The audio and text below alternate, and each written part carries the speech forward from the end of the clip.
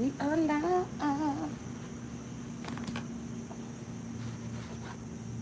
We are live in the garden.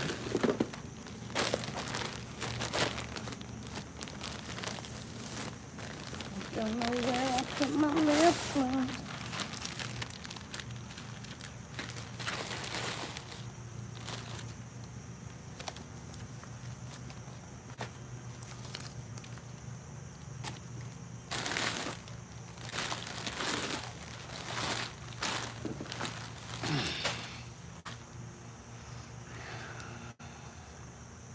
Okay.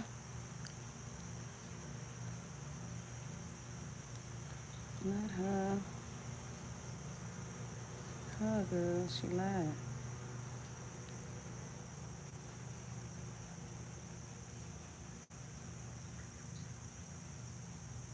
Thank you. Okay, so I'm able to see.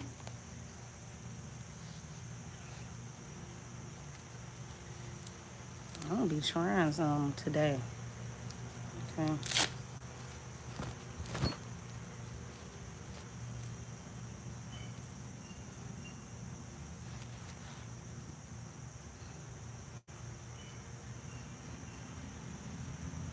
Ooh.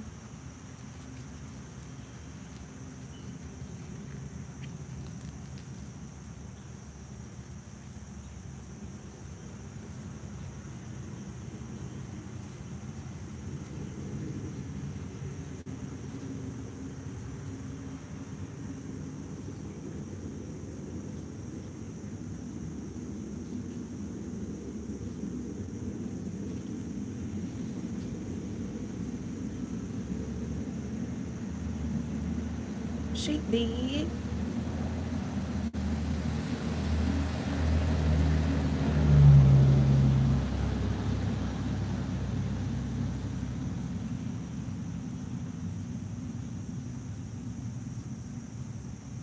Look, I could not find that adapter today. So you gonna get all the backyard sounds for this live. Okay.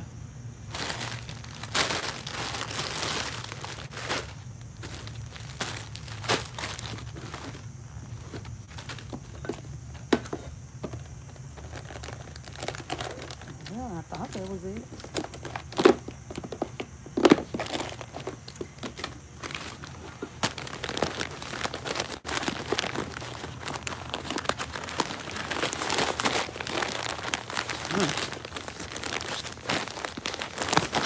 I thought it was in here too. Oh, gosh, darn. Oh, it's in here. Yay. Where I also couldn't find that adapter. I would love to accidentally find that while I'm doing it. I got these in case it get crazy. I need to put them in. They noise canceling. Okay. All right. Oh, baby.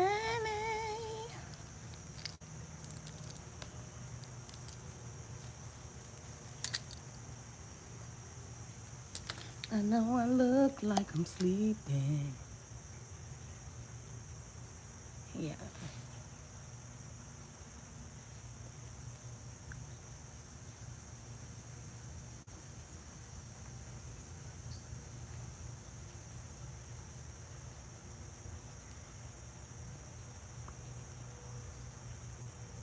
Mm-mm.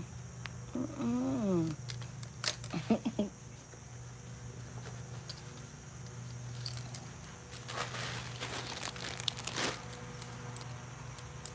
I'm losing product. Mm.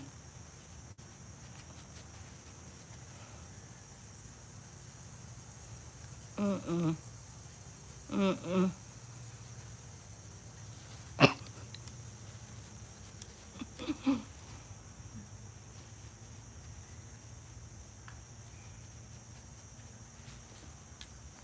You know, and it's on the side of my hand. And my finger. And this that Don't Play Play. I got this on Amazon. Oh, the name ain't even on it anymore. And when I say if you landed in the wrong spot, it's gonna stay.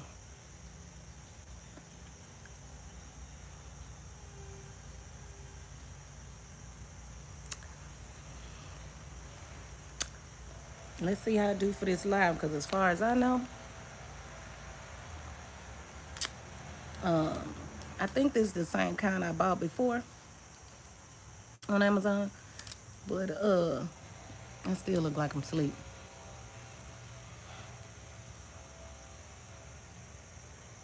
I've eaten I've eaten meals in these mats, and they do not move. They do not move. I could Bluetooth. I don't know. I don't think my Apple. It might be on there.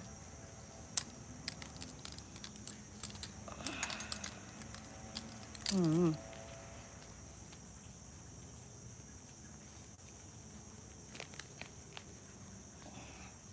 That strap was getting on my nerves. All right. Let me see here. What is going on with these glasses? Oh my gosh, let's break them. Breaking them is fun. Let's break some glasses up out of them.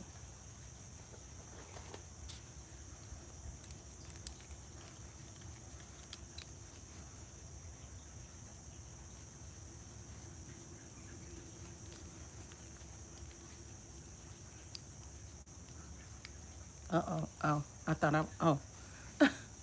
Okay. That's me. Put that down.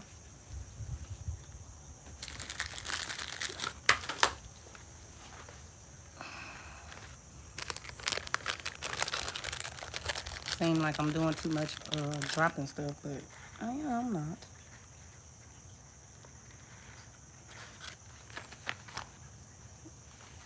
The good thing about this is I get to learn all the mistakes before the audience is too big. Okay? No, I just fixed my eyebrows. I got a hell of a story about these eyebrows. Let me tell you. So, my husband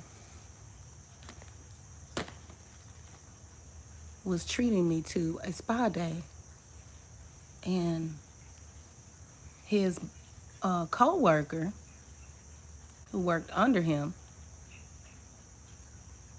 owned a nail salon. I think they had like two in Louisville, Kentucky. And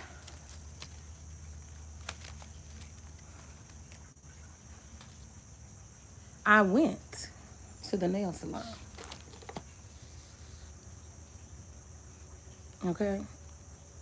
And he was like, oh, take it, tell your wife about my nail salon. Because I get my nails done a lot. Well, I did. I don't anymore. I got to tell you about Canada. Child. So, I did. I went. And got my eyebrows waxed. I got my nails done. I got we got a full set of nails, whatever the form was at the time, acrylic. And I got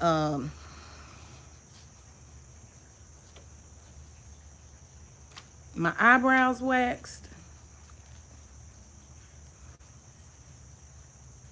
And it had been a while because I had been arching them at the house by myself. So I was like, okay, I done touched them up already like a week before. I want to go in and get them done really nicely. Get them right and get them neat. We went out to a lot of events, so we partied a lot with this particular group of co-workers. Now, not this one. Now, and now oh, I almost gave his name, Mr. Farm.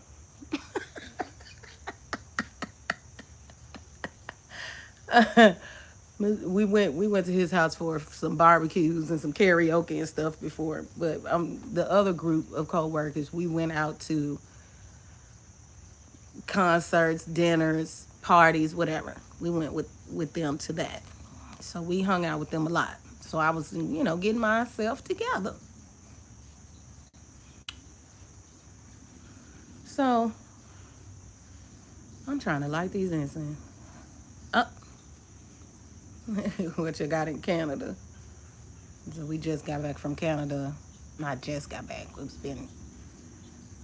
It's been 2 weeks since we came back from Canada. Okay, so what do you want? Uh,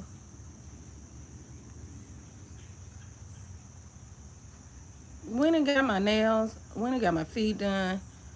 Everything's going great. I'm excited about getting my eyebrows arched. Not arched, waxed. Okay, because this is gonna last a long time. I won't have to be touching them up so often. Excited, ready to go. Ciao.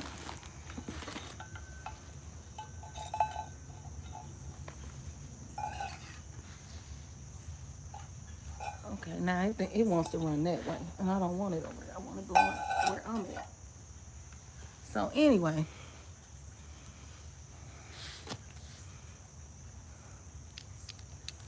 we goes to the back of the shop. So we go to the back of the shop to get started waxing my eyebrows.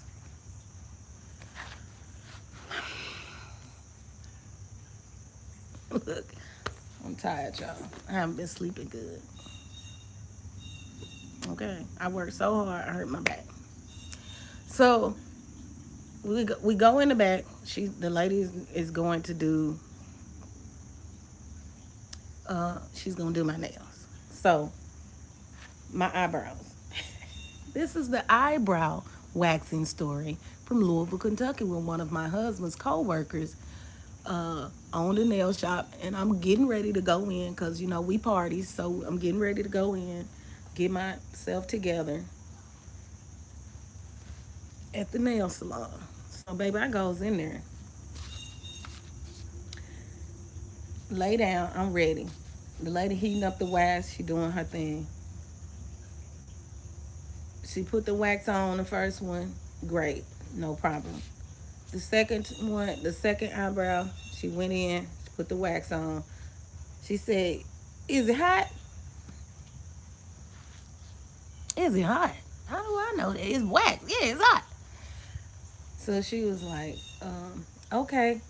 So I'm like, so she was like, oh, okay. She started getting like Vaseline or something. It just felt like she was putting oil. I don't know what she was putting up there. So it felt like she was putting oil on my eye. And she was like holding a pad on it. And I'm like, what is going on with this? Why is this? I've never had anybody put they oil, put the little alcohol and stuff on your eye when they finish and all that. This wasn't the same thing. So she puts this uh oil on my eye. Honey, she putting the oil up there. I'm like, what's happening? So she was like, you okay? I said, yeah, I'm fine. And I guess it was because the sting of when they pull the pad back, when they putting those waxes on your eye, the sting was still on both of my eyes. So I just, I'm fine. I guess I'm good.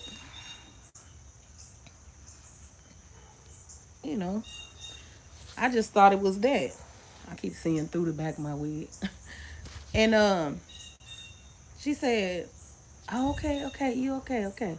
I said, cool. So I leave, I pay and everything. And I get home. I stop, do a couple of errands before that. Then I get to the house. I done made dinner. My husband on the way home. He come in. I'm in the back. I come out the back. I tell him I went and got my eyes done.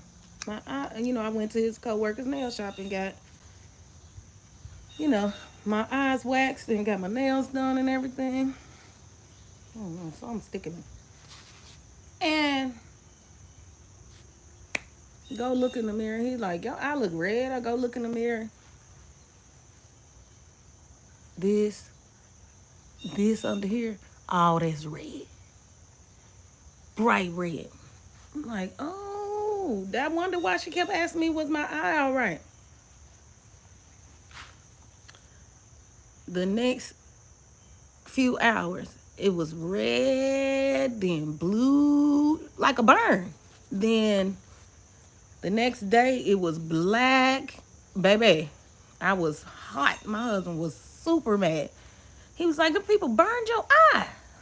And I was like, yes, that's why she was asking me, was the wax hot? Child, I go back up there. I said, I'm going back up there. I go back up there the next day now. And I say, ma'am, look at my eye. Scorch mark. Scorch peeling underneath. She said, what you do to your eye? What I do to my eye? What I do to my eye? What you do to my eye? So I said, ma'am, I was just in here and you did my eyebrow waxing yesterday. Now they got three white women in the chair getting their feet done. So they don't want no smoke. So I'm like, okay, so this the customer experience here. I come, you do something suable. And when I come back, instead of compensating me or at least giving me my damn money back, you say I did it to my own damn eye.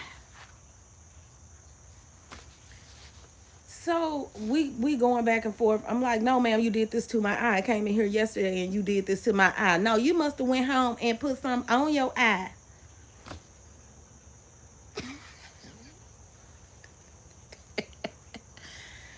I said,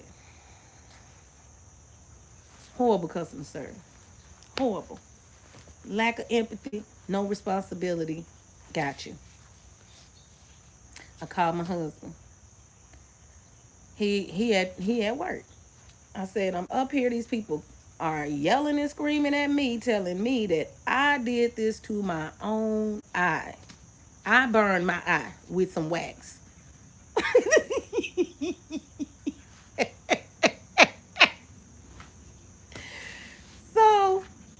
So he went, him and they work on the same floor. So he went to Mr. Farm and said,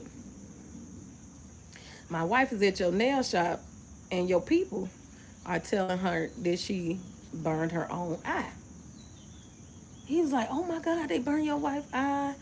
Oh, that's so terrible. I talk to them right now. All of that. So I'm like, okay. I talk to them right now. That's what I said. And so he called them, and I don't know what he said to them people. All I know is I got my money back twice. Once because my credit card company gave me my money back, because who I look like. And two, because he gave me my money back. Okay? So my husband said, oh, he mad at them. He had them shut the shop down for a few days. I think he's sending them to a different nail shop, and he gonna put the people from the other nail shop they got over there. I was like, I don't think they need to go to another nail shop. They may need to go to the house. With these people, they sorry, it was a bumblebee right there. I'm like, really? I've never seen one out here. But anyway, um, so he he did his switcheroo or whatever he wanted to do to try to deal with his employees. Uh, being incompetent, extremely incompetent. So, um, I'm talking about within maybe 2 months, that nail shop was closed. Yeah, out of business. Okay. Now I don't know what they did in the 2 months following, but it couldn't have been good. I got my money back.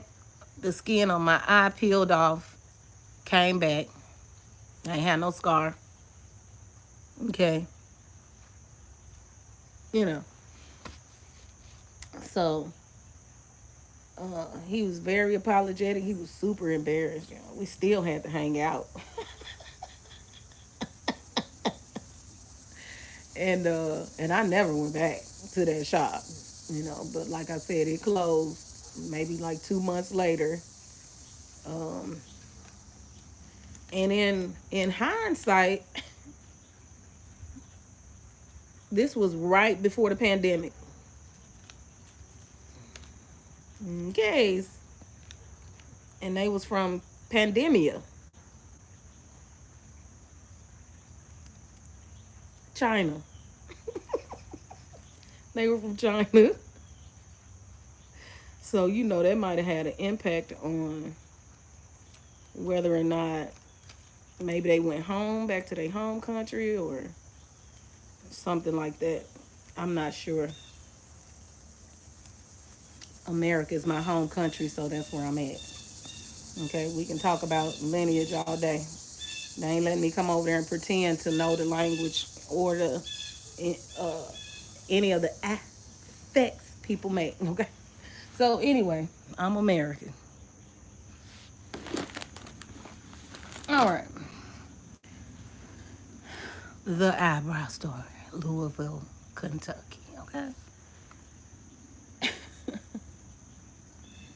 Now, I might have got that wrong. He might have been from Vietnam, y'all.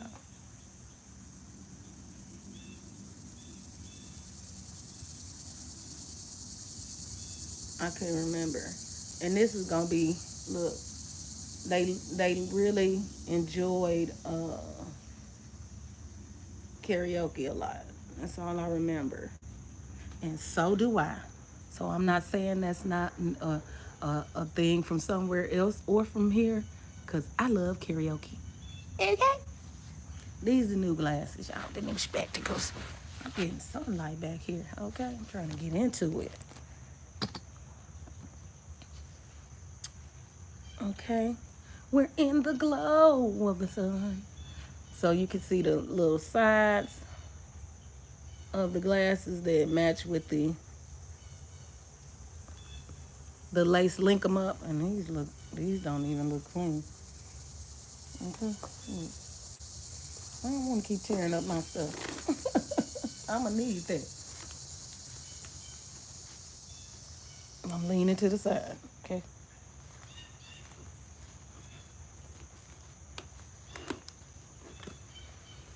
All right, let's see. See, they still look kind of. Look at that. Mm-hmm. But I do like let's see. Put my hair back. The shape for my head, even though it's making the sun coming through here, making it look like this eye doing something different that it ain't doing. Okay. So now I have these peachy colored ones, and now I have these green bluey ones. See? And then I have those blue ones that I also have. So if you had told Oh my goodness. 20-year-old me. Hey girl. One day you gonna be wearing them granny glasses. You see them old women clipping around their necks. Honey, they had clips then, honey. And the little chains on here, but now they got these little things. I think they keep. I wouldn't have believed you, but I wouldn't have cared. Ooh, I was 17 waiting to be over 40. I ain't gonna hold you. So, child, who knows? Okay. Okay, I do have sound, so that is great. All right. And I also got tea. Let me see. These be so big on me sometimes they go to the side. I'm gonna hear myself coming back to me. Okay, I don't want to do that. I just want to make sure I still had sound. All right. Ooh-wee. Oh, snap. Okay, that's turned around because I'm turned around.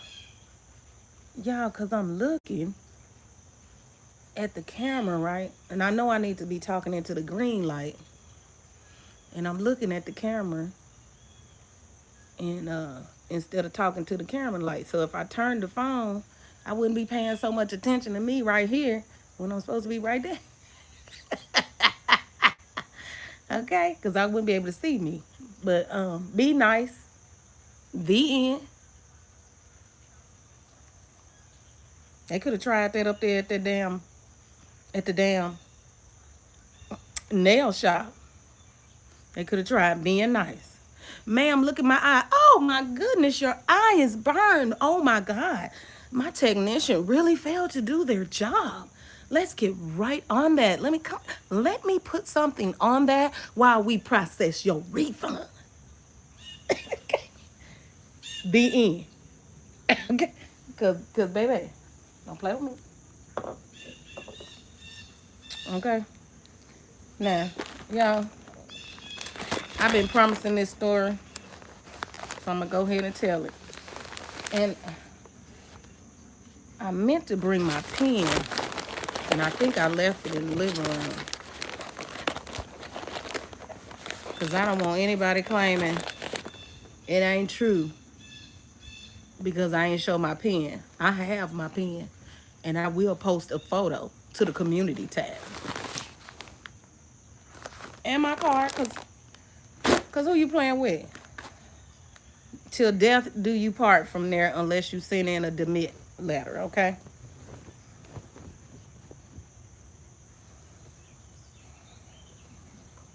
Can you see that?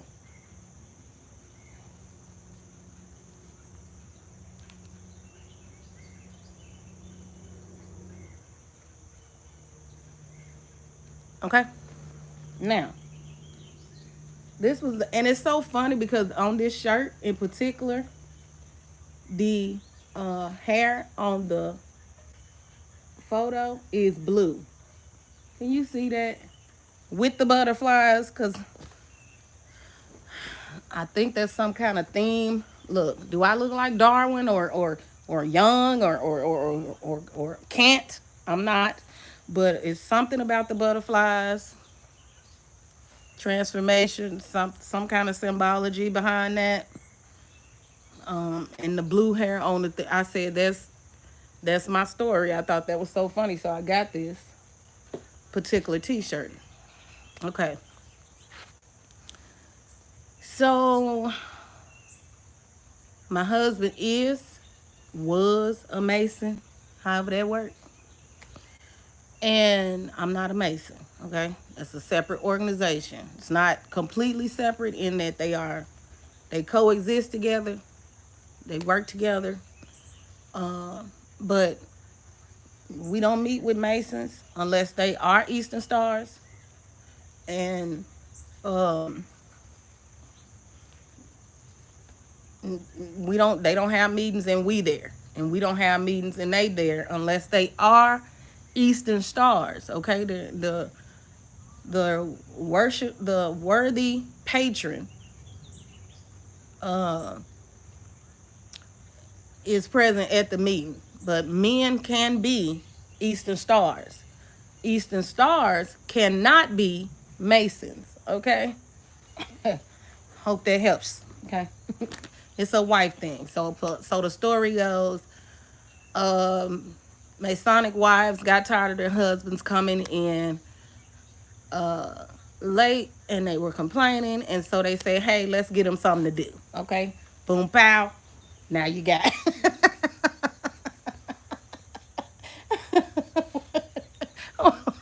got the Eastern Stars, okay? Keep your wife busy. Whatever, whatever's. I don't know. Okay. I laughed. It was funny.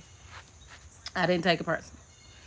I didn't care. My husband was not going out, being out late and whatever that was all about. If they had a magic show or a dinner or something, he was going to that. But as far as just running around hanging out late, no. So I thought it was funny. I probably would be mad if my husband was a party animal. I'd probably been like, what in the world? But anyway, I didn't get the opportunity to know if I would be mad or not because it never happened. Um, so my husband is a Mason and a Shriner and a Scottish Rite. Okay? And we were going to a lot of events. Fundraisers for this, fundraiser for that, help the kids over here, help do that, dinner party here, costume party there. That's where all the wigs come from. You better know. You better know. Because when I step, I don't come to play. Who I look like. And so um, at one of the Christmas parties they had, I was approached by a new friend of the group of friends. I was sitting with the older women, the mothers and older wives. And I say older because they were almost 20 years older than me, so older, okay? And I was sitting there with them, and I'm one of them people that, like, I appreciate elderly people. I appreciate older people. I appreciate the wisdom they hold.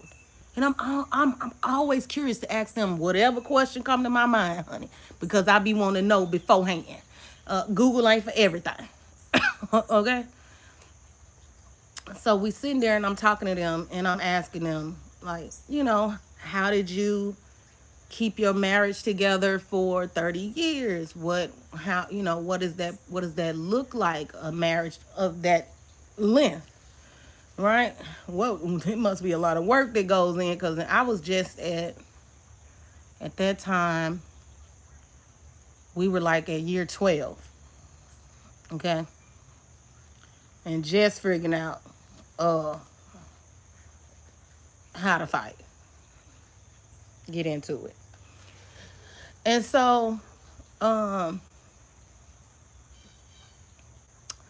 sitting there talking to the ladies and asking, and and they talking about what it was like to be a housewife, what it was like to raise the children, how they handled their husbands when he had stress, how the husbands handled them when they had stress, how they both handled the children when the children were stressed, all of that, right? Learning all the goods and ins and outs. And we're conversating here. We're having a good time. And people like to talk, which is what I'm doing. And they love when other people listen, get into it. And so I was approached by the young lady. She comes over. We gonna call her Ann.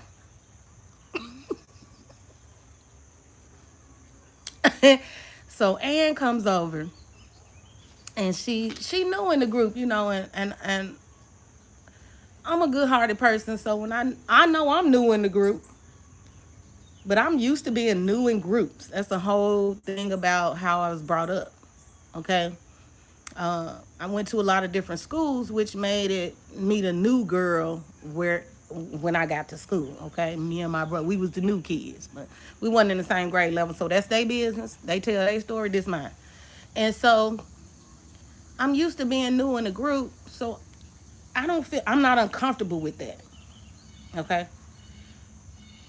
So I'm cool. I'm gonna talk to whoever talk to me, and if you don't talk to me, I'm probably gonna talk to you anyway.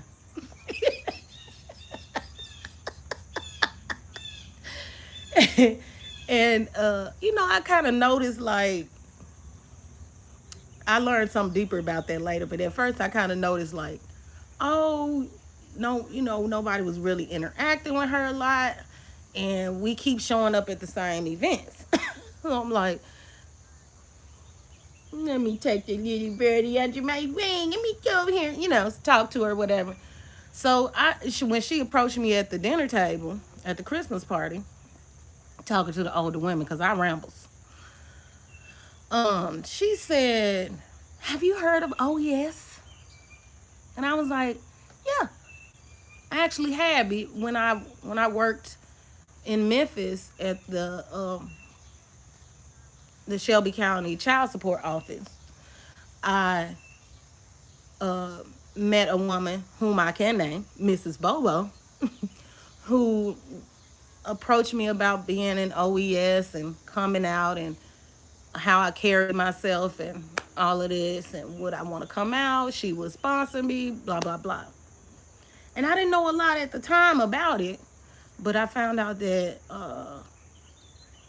one of my nieces and nephews' aunts on their mother's side was also one. She had recently became one, and I was like, okay, I didn't see that in Monique, but if you okay, so she was OES, and then she was like, oh, I'll sponsor you, girl. Come on in, come on down. I'll sponsor you. So I was like, oh, okay. I never did. I never did. We had went to Masonic events in Memphis when my husband was part of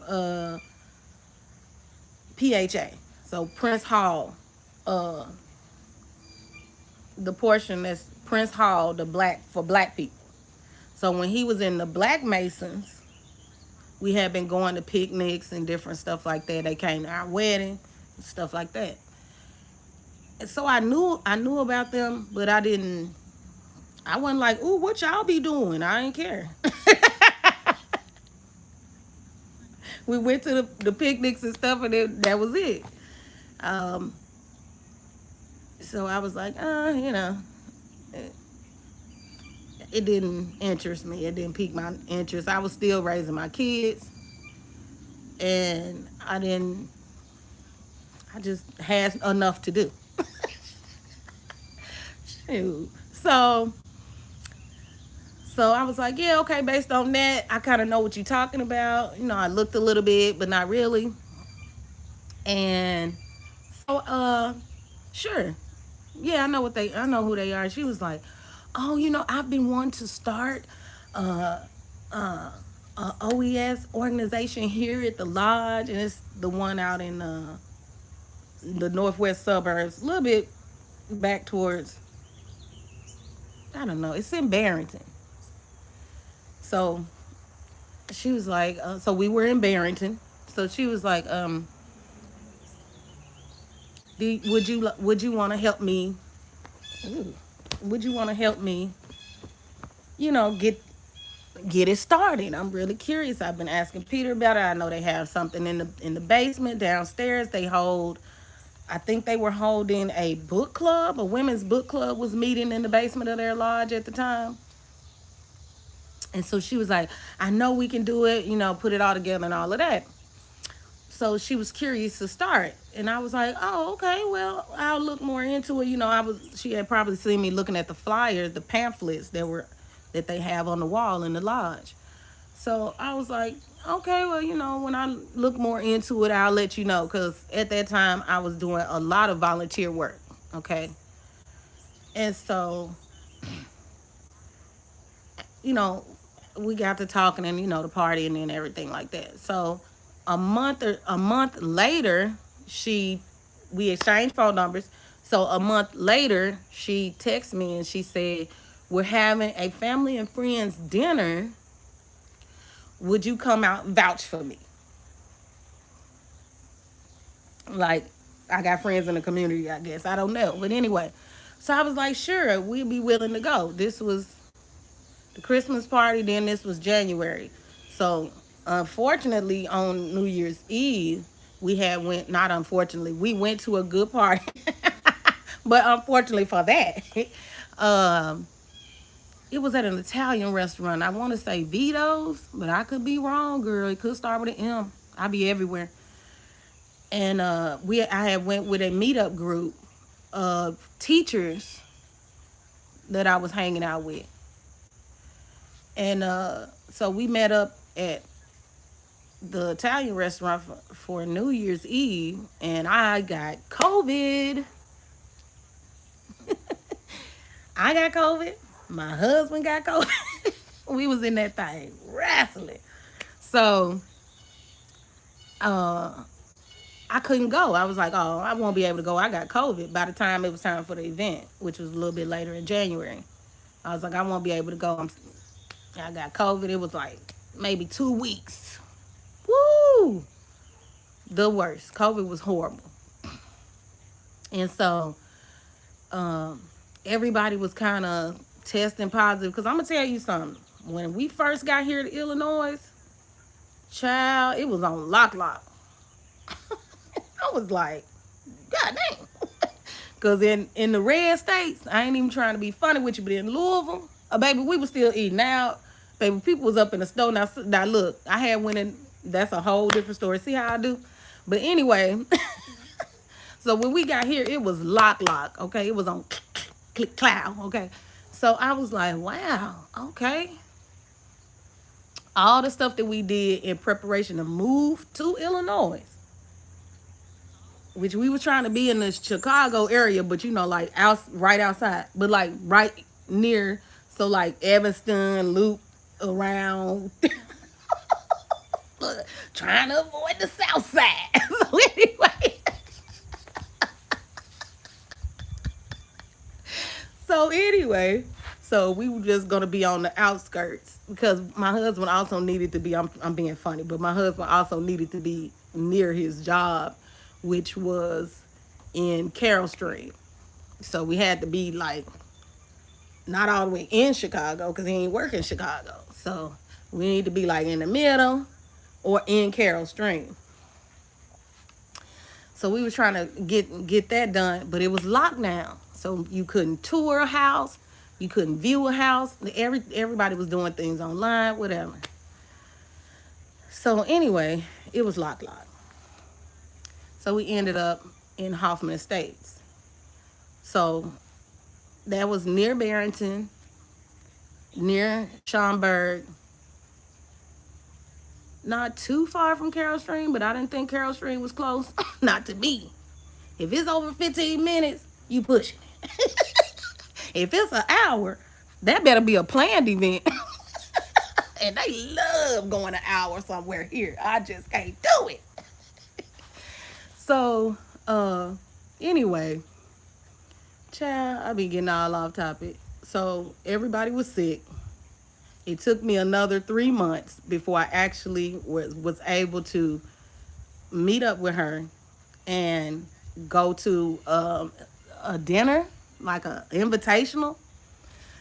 And at that point, we were past me just supporting her. She had already been initiated. She was in. I think she had already accepted a role, so they gave her a character, a role to play, so that she did that every month or at whatever. If another lodge needed her, she would be playing that role. She had already got that deep in by the time I was able to come out. And so I was just, my mindset around the whole thing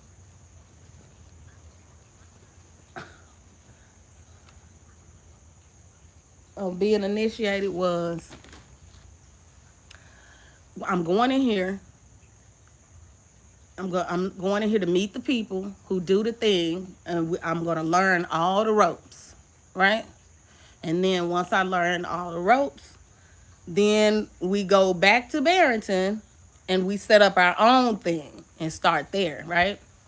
And whatever the steps in between where we would just accomplish those. Look, I don't be up here like, I don't think we can make it happen. That's not my attitude. So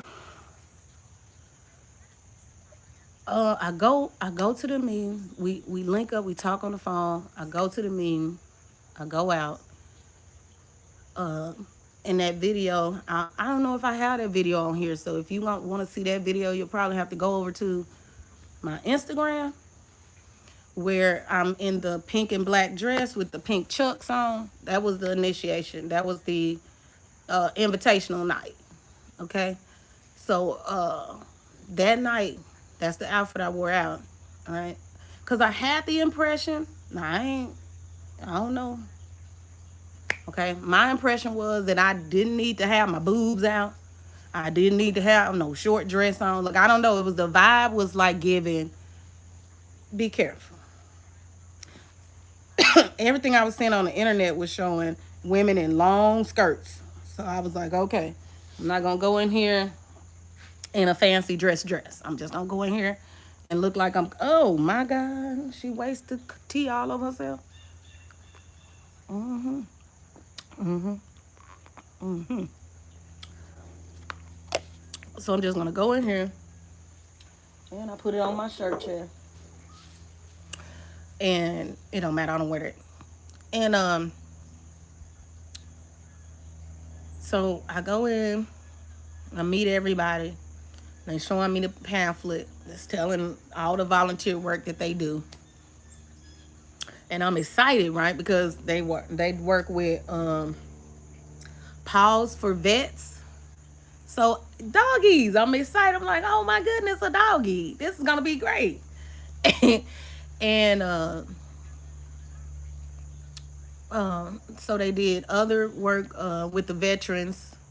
They do the flyover. I can't think of what that's called. Where they do the veterans fly the plane. Girl, I can't think. But anyway, so they do that. They go out and they cheer and they have things for them and they help them with whatever they got, And I was doing, they do that. And I was also doing that with another organization that I was involved with. So I was very familiar with that. Even though I can't recall what the name of it is. That's crazy. Okay. And so they did that.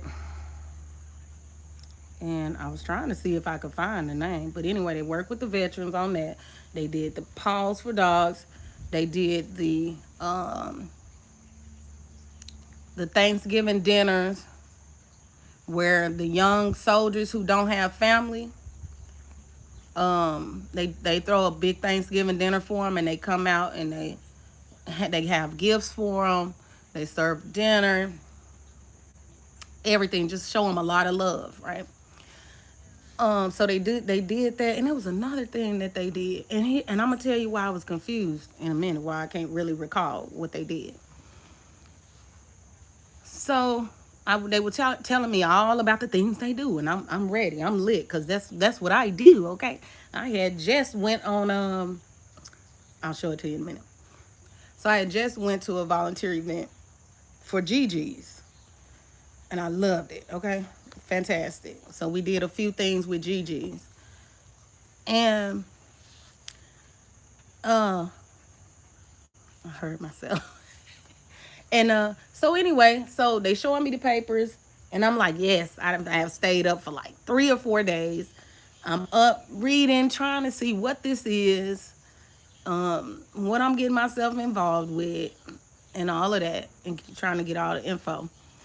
And so they were like, do you have any questions? And I was like, no. Because basically I had been nosy all over the place. I probably had saw stuff I wasn't even supposed to see yet. And so we did the petition, and everybody's like, I want to sign the petition. So I learned later that they get credit for bringing somebody in. It goes towards girl, I can't remember nothing. That's probably why don't nobody tell nothing. They wipes your memory. I'm kidding. Okay. So I signed the petition and all of that, okay. And then so I had to go to 3 dinners. Right. So I had to go to 3 dinners before I got to my initiation. So I went to the 3 dinners, and they real quiet people. Nobody was my age, maybe 2 people. One might have been, I don't know if she was my age or not. I think she was in her late 30s. So I was still older than her. And the other girl was like a couple of years younger than me. And then, so it was only 2 people that were my age. Everybody else was over 64. Okay. So they were quiet meals. The dinners were quiet. Maybe a few little dirty jokes came from the worthy patron. He was hilarious. I'm sure in his day, being over 6 feet tall, he had a lot of fun. Okay, so he was a little saucy, but he was 81. Okay, and so the dinners were quiet. They were fairly tasty, like a lunchable,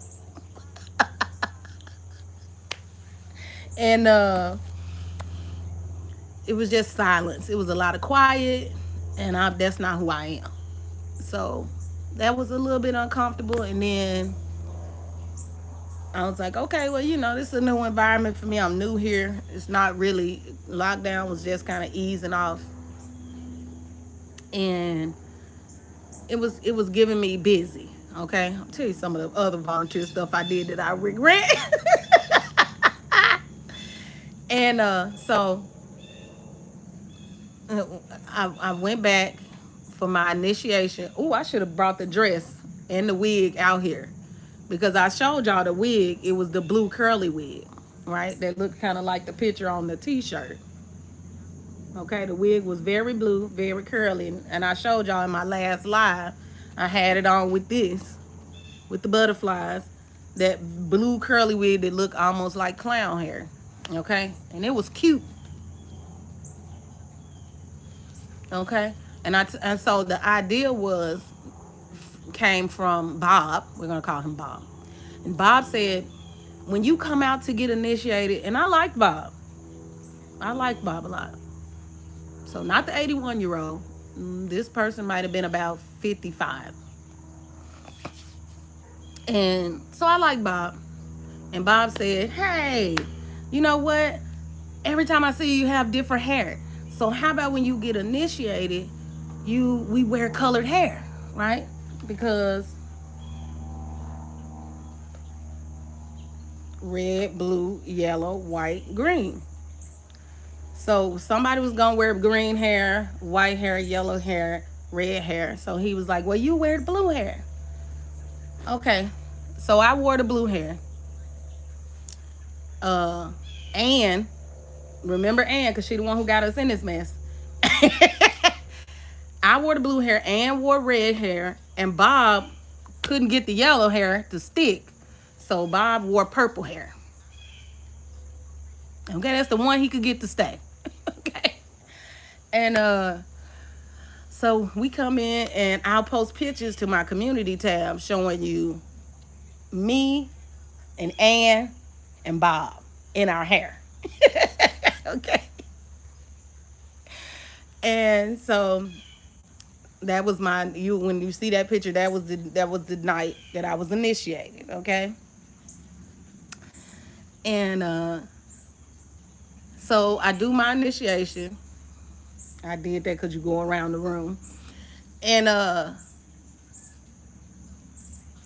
after that day, everybody was cool. Everybody was great. And then the meetings are only once a month, right? And then you have the volunteer events that's like one or two events a month, one maybe two a month, right? It's not really taking a lot of your time. I guess that was the point. I don't know. Okay. And then we had those meetings come once a month. And then after my third meeting, lodge meeting,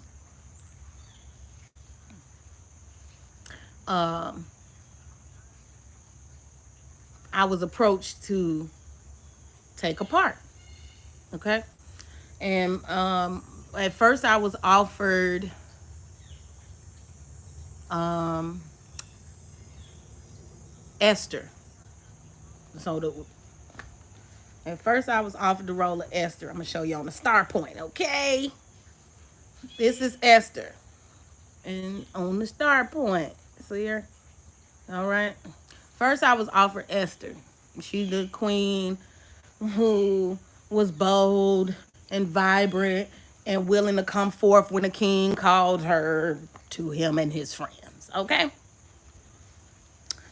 And she replaced another queen who was too shy to come forth when commanded by her king, her husband. Okay. So Esther. Anyway. So first I was offered Esther. And then I don't know, something happened. Maybe somebody came from another lodge and they wanted to go ahead and do it, or the lady who was actually supposed to be moving to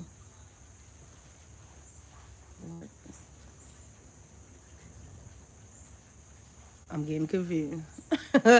So it's okay, so she was going to be past because she had been worthy matron before. So she was gonna be past worthy matron in the south. Look, north, south, east, west, child. Hold on. Right here. And so she was gonna be past worthy major, so she was gonna be in the south. So I guess she said, "Well, I'll just when it's time to say my part, I'll say those parts back there, and then when it's time to say Esther's part, I'll just step onto the start point and say Esther." Okay. So whatever she wanted to do, I'm new. So then they offered me, and I got, okay, without any, I don't know what, I got Ada. See Ada right there? See that? So I ended up getting Ada. Okay, I was Ada during my year. So Ada was killed. You know, she had her head cut off by her daddy because he instead of honoring his vows to God, he was making a deal and ended up having to sacrifice his daughter the whole time. It's in your Bible. And so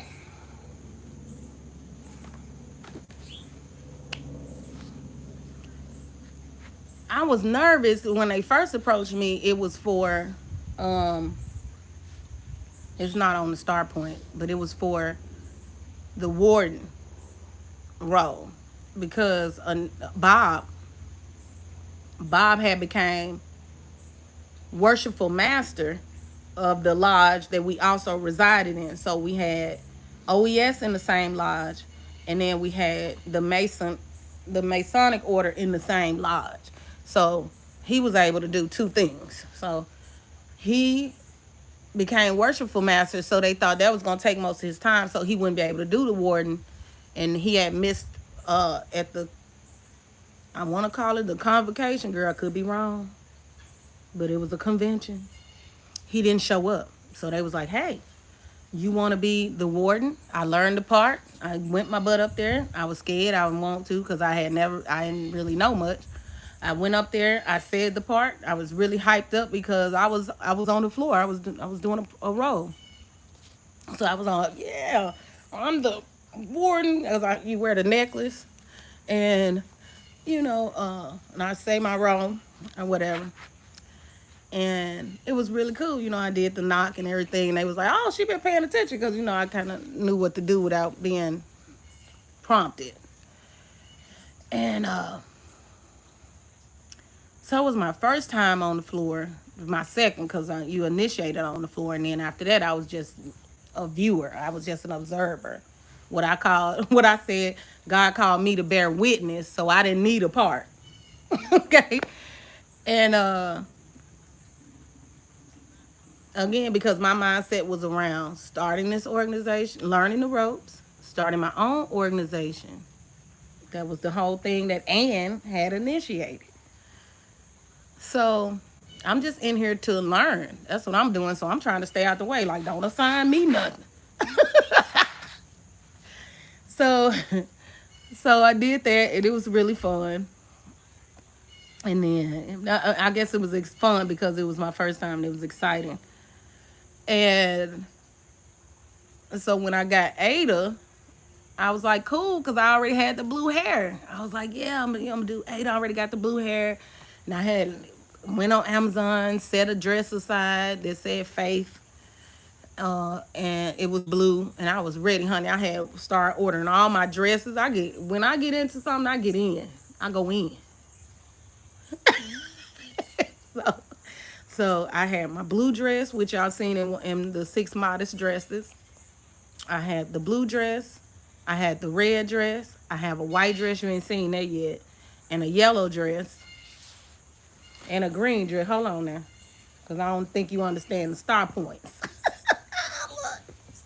I'm come back. I had a red dress, a blue dress, a yellow dress, a green dress, and a white dress. Get into it. And so they were all like, I love to find good deals. All those dresses were like $10. So it was easy. It was easy. Nothing to it. So I had my dresses. I was ready to go to the events. I didn't want to be showing up crazy because that black dress that's in the beginning of that video, it has a dip right here. Right? And I thought that was too much, honey. So I had bought me an OES pen. I should have brought my pens out here to show you. And I closed that up. I'm sure I got a picture of it. And I closed that up with the OES pen. Now I didn't know that was the difference between being in PHA, which I never was. I was just asked. My husband was. And the difference between being in AF and AM or F and AM or white Masons. Okay. So the difference was they don't put all that stuff all over their clothes. They don't put all that stuff on their coat. They don't wear all them pins all in their shirt and chest and stuff like we do. And the hats with the Masonic symbol. They lights ain't on like that all the time. Like that's called being lit up. Okay. So they don't do all that what in Tennessee they call lighting up. They don't do that. Okay.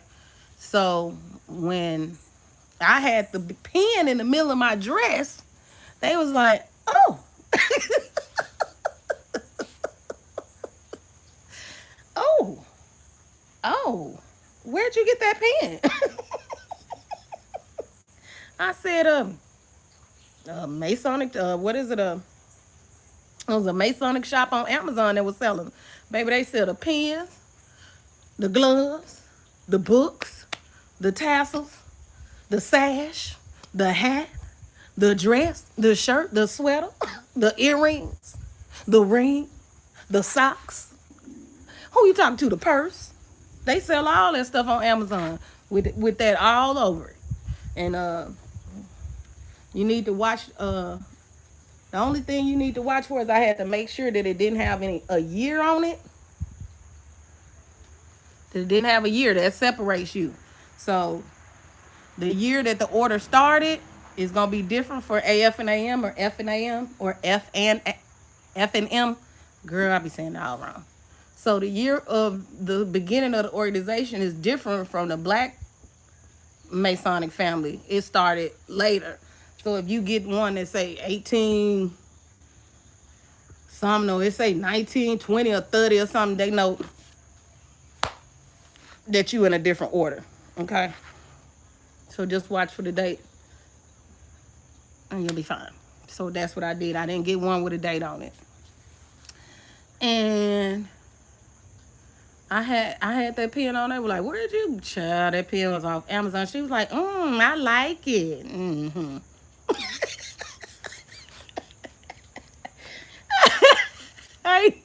And I thought about it. I was like, you know what?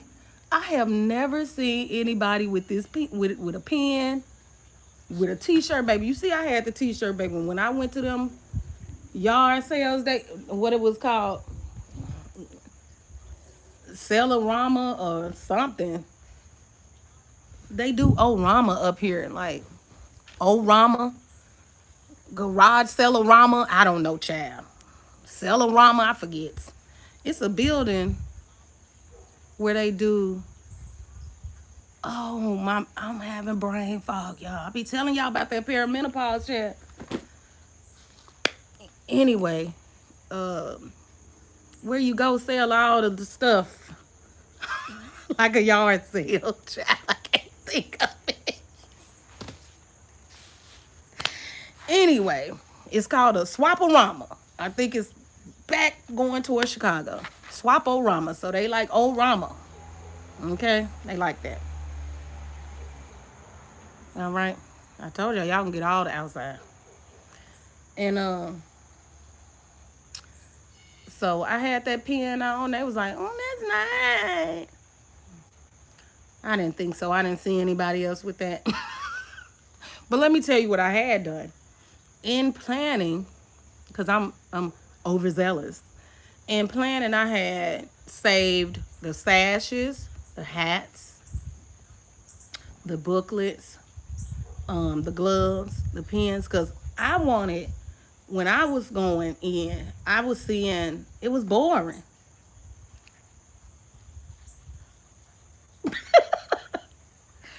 It was boring. Okay, so I was like, well, when we do our lodge, it won't be like this. It'll be more like PHA than it is this way they doing it. Now I ain't saying they did try to come in like back to the start point. They did try to come in with a red shirt on or a yellow dress or a green ribbon or a blue dress or a white dress on or something like that. But they weren't coming in like how PHA do it. You know, PHA had a full uniform on. They didn't have none of that. And it was very few people. I want to say in my lodge, it was maybe less than 10 people.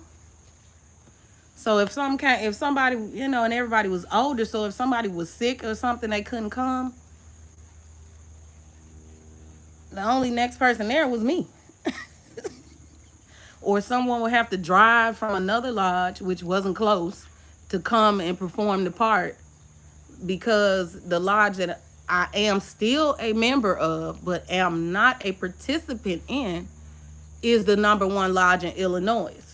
Get into it. And it wasn't even, that's not what it was about. It was mostly about consistency. Consistently showing up. Consistently holding meetings. Consistently having somebody to do the part. Consistently performing the ritual. That was it. And that made them #1 because they were consistent. Whereas I guess other people didn't have people to fill spots. Maybe they didn't do the ritual for that day, or they weren't holding their meetings timely, or they didn't have enough new initiates or whatever. It was real easy to win, looked like to me. So you know, if we had started ours up, it was gonna be bam.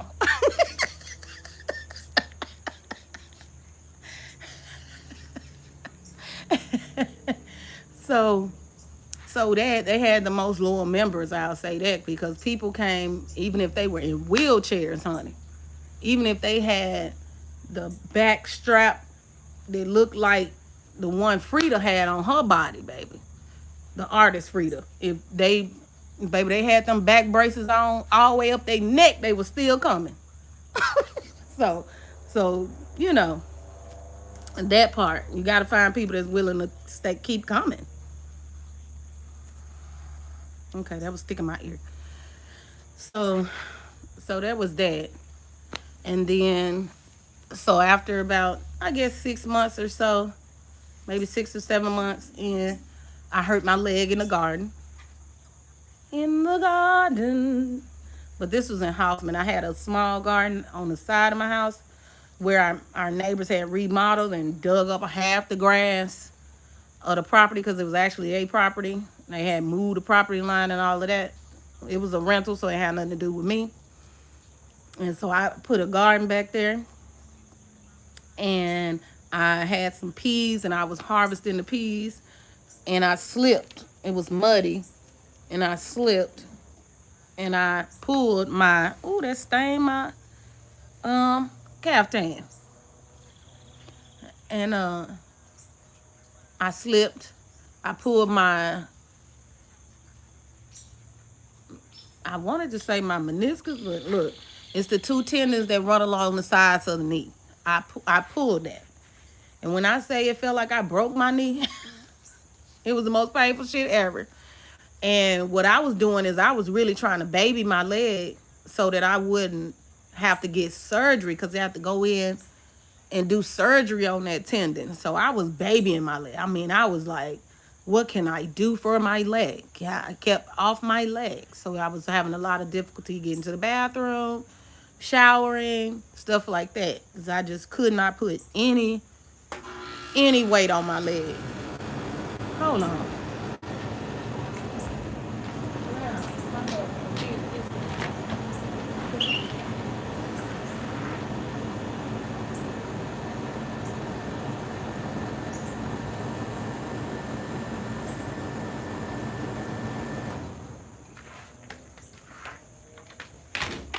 Something in that I left in there. I guess I could have got while I was in there.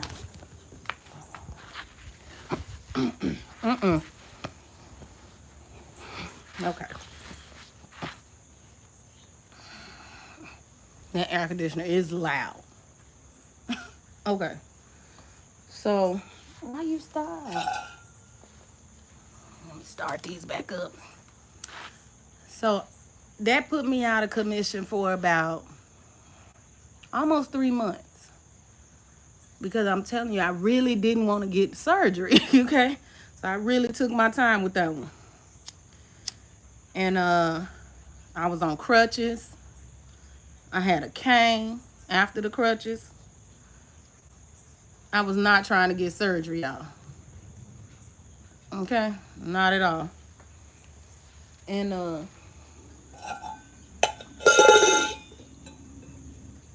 child, my stomach saying hungry time. And so that took me out of commission. So unlike the women, like I said, they had the back braces, they was in the wheelchair, honey, and they was coming, they was showing up. One lady, that took me out. Okay, so I missed quite a few things. Okay, I missed 3 meetings, 3 stated meetings, because that's what the regular meetings are, and then you have the events and whatever is impromptu. So that took me out for about 3 months. I was still in contact with everybody, my leg I'm down because of my leg or whatever. And that took me out of my other volunteer groups too. They weren't the only volunteer group I was in. Okay, I was also a part of Lady Madonna Shriners, and welcome anytime I want to walk in. And I was a part of, and still welcome to be a member of the GFWC. So what I've been trying to do is find them out here. So that's just been, they meet in McHenry, which I know that's where I'm at. They're in McHenry or child. Listen, don't get me started naming things. We ain't been doing good this last hour. So I've been trying to find. So I had those groups. I had the Madonna Shriners group. I had my meetup family and friends. I had the volunteer work that I was doing independently. And I had the Easter Stars. So I was just everywhere. I was everywhere. You are welcome to my Facebook, where you will see even the horse shit I shoveled as volunteer work. Hey, it was to help handicapped children and disabled children and children in wheelchairs and children who had life-ending illnesses, to be able to come out and be able to ride a horse. Okay, so I went out there, baby. I baled hay, baby. I did it all. So, so it took me out of all my functions. All right, so I couldn't do those things. And GFWC ladies were so sweet; they were willing to come, and the Shriners too. But they were willing to come make dinners, lunches. They brought flowers to the door. Can I take you to get some ice cream? You don't have to walk, whatever, like love, 100%. So, wow, that's a big spider's nest. Wee. um, and so, yeah. So it took me out of all of that. And then when I was finally able to get up and move around again without being embarrassed, I started back going and doing my volunteer work. And so I went back to Lodge, and it was different, right? It was different.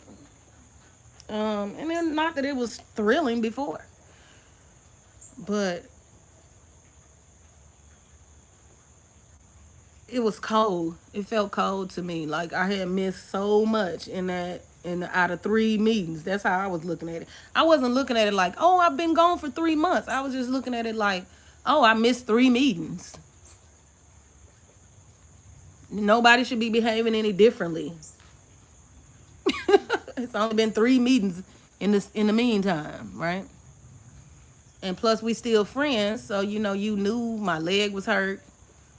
You knew I had been sick. You knew all of that. So you had all the information. Everybody was abreast. I didn't leave anybody out. So I was going to meetings out here. Not far, maybe 15 minutes past where I actually live. I was going to meetings out there in the next little town up. And it was snow, ice, stuff I wasn't used to coming out of Memphis. Now, I grew up in Milwaukee. That ain't got nothing to do with nothing. I was an adult in Memphis, okay? And so my adult driving years was not on snow and ice, okay? So I was like, whoa, it's too much snow, it's too much ice, it's too many curves, it's the middle of nowhere, it's a gas station maybe. So if something happened, I'm just stuck out here. So I was like, hell no. Nah. So I was like, well, they'll see me again in the spring. That's when they gonna see me, because I'm not gonna be doing, I ain't Rudolph, so I ain't finna be out here in this snow just acting like, because it's at night. The meetings were at 7:30 at night. In the winter, it's dark. No, thank you.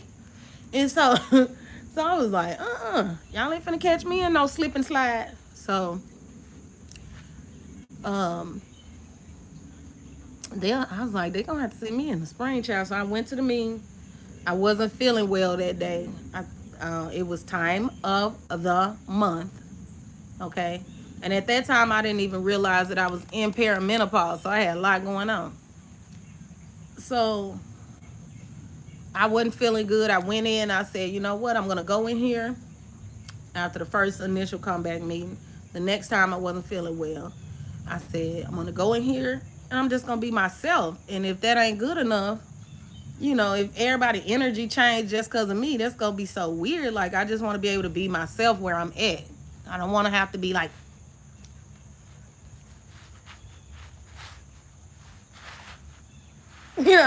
if I'm not feeling good, I want to be able to be just, okay, I don't feel good, but I want to be here so that I can be learning what I need to learn so that we can do whatever it is that we came here to do. And I guess in that time, I should have checked in with Aaron. I really don't care. Wasn't my idea. If I'm initiating the idea, I got the steps. I'm going to keep you abreast of what I'm doing. Same thing I do in these lives. If it's something I got going on, I'm going to tell you that's what I got going on. Today, I decided I was going to tell you the story of the initiation. So I told you I was going to tell you, then I told you. That's what you do, right? and I prepared by bringing the thing to show you. So it was her idea. She wasn't updating on what was going on. She was going to convocations. She was going to things because her boyfriend was getting ready to become worshipful master for the incoming year.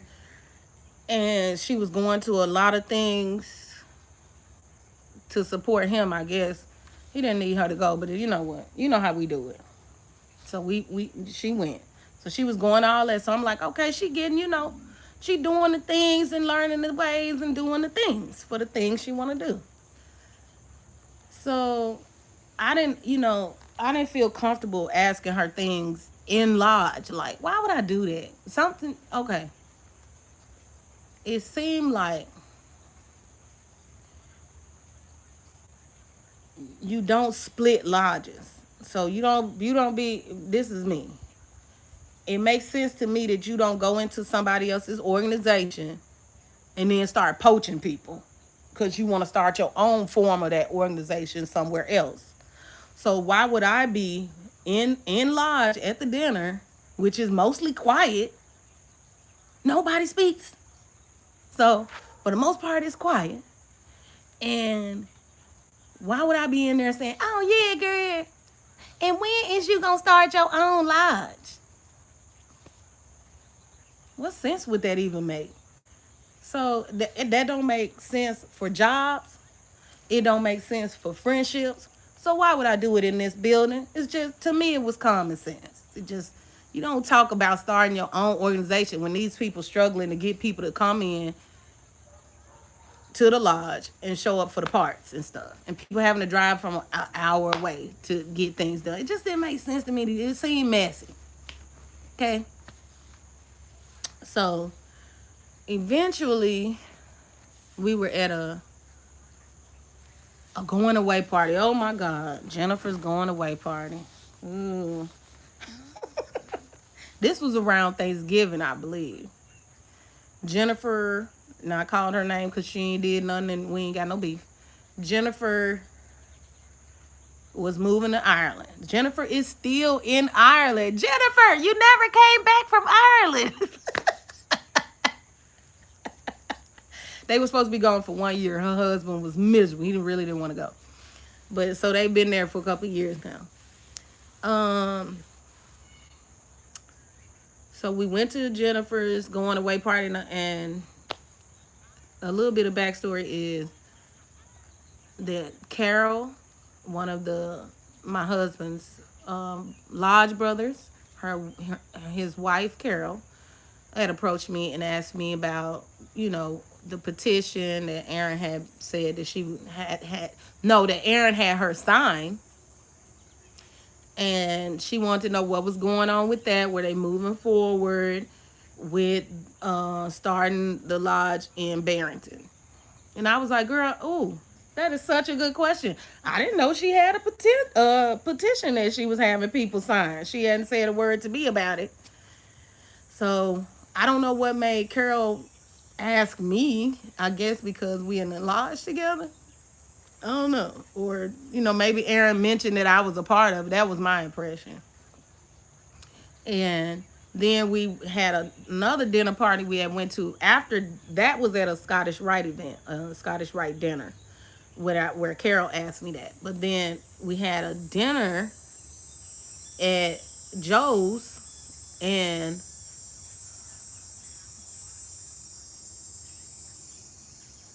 Beth, I'm gonna call her Beth. Beth was like, I went on a hike with Erin, and she was telling me all about how she was gonna start a lodge, and she had petitions up, and she was gonna have people signing petitions, and she needed 40 signatures. I was like, well, you got more information than I got, and I'm in lodge with her. And she was like, oh yeah, I told her I could help. I could get 40 people to sign up. She live out here, actually, where I live, where she said no one goes. No one comes out here. I'm out here. So anyway, so I done forgot the fake name I gave the lady, and who cares? So anyway, I was like, oh, okay. That's interesting. She kept telling me more and how she was going to sign people up and all of this. And I was like, good for you. That's great. I can't wait to ask Erin. Okay, so I said her name. So now Ann is Erin. So Ann. And I said, I can't wait to ask Ann all about this. Next time I see Ann, I will be sure to ask Ann all of these questions you guys have. Because I should have something myself. I'm at lodge with her. So we're at Jennifer's going away party at McGoogle's. Okay, an Irish pub. I ain't got all day. I only went one time. Don't expect me to memorize it. But I got the pictures. I'll show you. So we were at Jennifer's going away party, and I brought like goofy glasses and all this stuff because I'm the life of the party. What do you want? I don't mind. And so we I waited to the end of the event because I was like, oh well, Ann was saying she was drinking Shirley Temples that night. So I figured, great, we'll be able to chit chat. No, don't come over here. So it was a B. So and I waited till the end. We were sitting at the table. And everybody was just kind of chit chatting, and I was like, "Hey, since we got Carol and fake name lady who I forgot, he's sitting here. I wanted to ask you what happened with you starting the lodge or whatever." And she was like, "What? I never told you I was starting no lodge." Like, what? Like, I've been coming to this stuff for almost a year. What do you mean you said you're not starting the lodge? I would never have done it if you hadn't said you were starting the lodge, girl. I had no interest in OES outside of what you stated to me. I wasn't looking for them. So she went into this whole spiel of trying to make me feel bad and be quiet, and uh I'm just too, I'm all on her tip, with some girl, I would never leave my lodge, waving me off and stuff like this. And I was like, whoa. Well, there she is. That's the reason why no one talks to her. Here we go. Uh-huh. I said, oh. And she was making me, she had my face like this. Oh. And she was just talking to the side because we were sitting right next to each other. I'm turned to her, and she is talking to everybody at the table but me. And so she, when she finished, I said, I'm gonna let her get it all. Ooh, let her get it out, because when I bring the smoke, since we got smoke, when I light my fire pit, I don't want nobody to say nothing. So I'm gonna let her talk. So get it out. So she finished saying stuff that didn't make no sense because we don't have no personal friendship where we kiki on the phone and do any of that. So she was getting it all off her chest. None of it made any damn sense whatsoever because we not buddy, and I don't be calling her up. So all that energy she was giving me with I would never leave, that was just stupid. So I just made her feel stupid. Since she was acting stupid, I helped her have the feeling to go with it. I roast the hell out of her. First of all, she gave me the impression she knew what she was doing. And then what it really turned out was she didn't have no idea what she was doing. She was just running around saying that stuff to make friends. And it was a lie. And she did join the lodge, but that didn't have nothing to do with me or them, Carol or fake name lady. It just was a way for her to be up in her boyfriend business and be all in his spaces wherever he go. It was just another way to do that and get attention or whatever she wanted, whatever it was. And so I just told her, like, wow. So she waited until I went in, like, you did tell me this. It was at this Christmas party. You said these things. Carol is saying these things to me at parties. And fake name lady is saying these things to me at dinners and parties. And then I come and ask you, and all of a sudden you ain't never heard of none of it. They didn't feel any kind of way about her saying she never heard or said any of this stuff. They were just busy trying to make sure they wasn't associated with what I was saying. I never said that. So you telling me, Carol, I done brought, now you 60 some years old, and I done brought your name into some drama based on my imagination. Wow. I didn't know I could get that petty. But apparently I can. I just make stories up. Not Aaron or Ann, but me. I'm the storyteller tonight. I made all the stories up. And then she said things to me in text message, and I acted like I didn't want to respond, or I was acting mean to her in a text message. How you know how I'm behaving in a text message? That don't even make sense. It's a text message. All you can do is read it.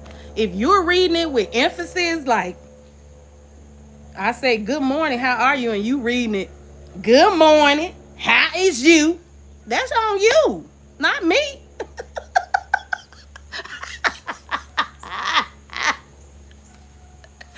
I said, you got all this energy from a text message. I was just black and white characters, and you got all this energy from it. Interesting. I'm sure you applied it to that. You was like putting my affect, how I act, and you was putting how I speak into the text message in your mind, and saying I was going off or something, or acting cold, or whatever you'd have made up. It did. The text messages they still in my phone, but it was a whole ass lie, so it don't matter. It was a lie. I never said anything cold or otherwise. And even, and I feel like if she did go back and read them texts after I roasted her and made her walk out the party, don't care. Talking about we friends. We are not friends. We are getting to know each other. I see you once a month, girl. We can't possibly be friends. We getting to know each other, and there will be no new friends. And I drew a square around myself on the table. There will be no new friends. And then she grabbed her things and left the party. That's her business. So, ain't had nothing to do with it. Y'all, the birds over here having the time of their life. They don't care that I'm sitting here. At period. At all. They just over here making lots and lots of sounds. They used to be sitting out here. They don't care. And so,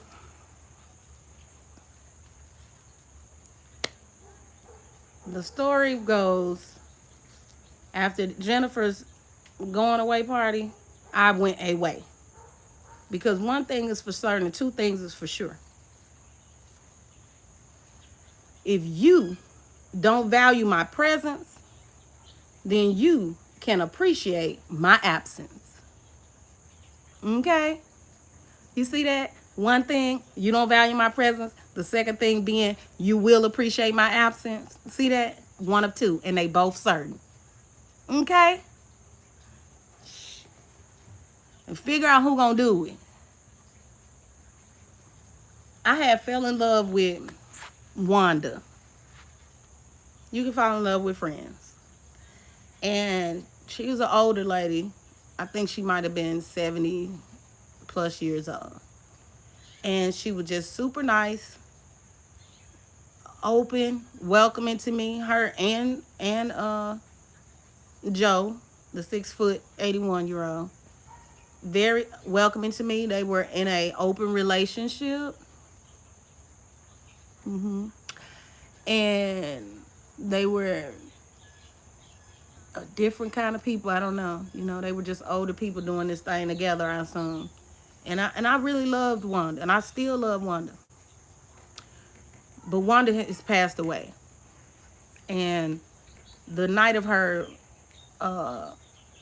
ritual for passing away, it was a snowstorm. It was a snowstorm that night. And so I was headed to Lodge, and the snowstorm got so bad to where I couldn't see in front of me. So I ended up having to stay on the side of the road and turn around and go home. Okay? That was a problem for Erin too. She didn't appreciate that.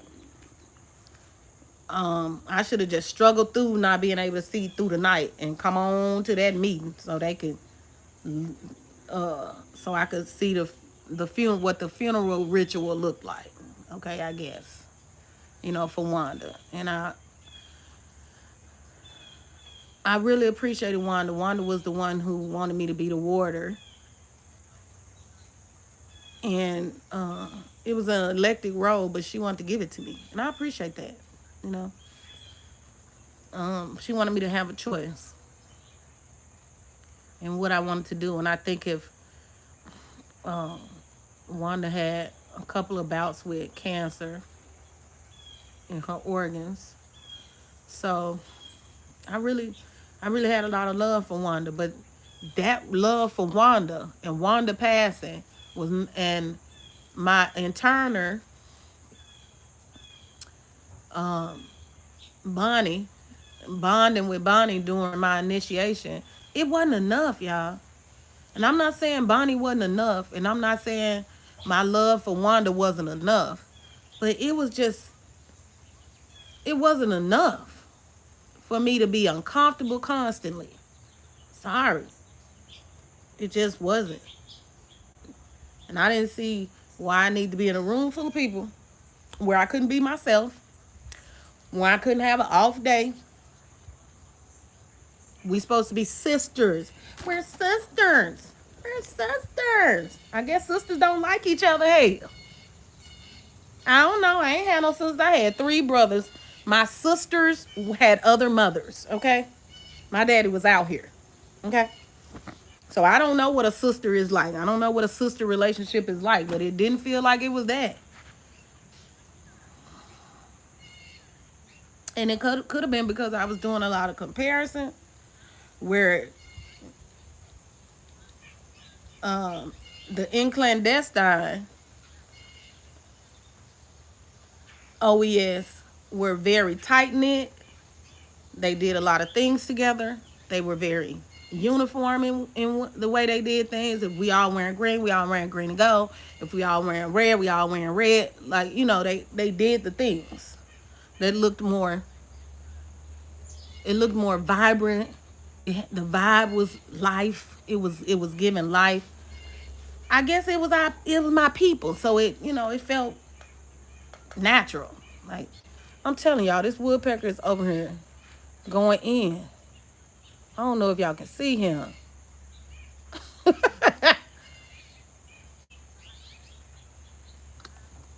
Okay, he was pecking the plastic on the birdhouse. He was trying to get in there. But anyway, so I don't know. The vibe was totally different when I went down there. I wore this shirt to the Swaparama event, and I had a good time with them people. We had fun, and when they invited me to come out, and they were like, "Okay, what we need you to do is you gotta demit from your lodge, and then get initiated over here." And I was like, "Uh." I was like, I can't just walk in and sit down.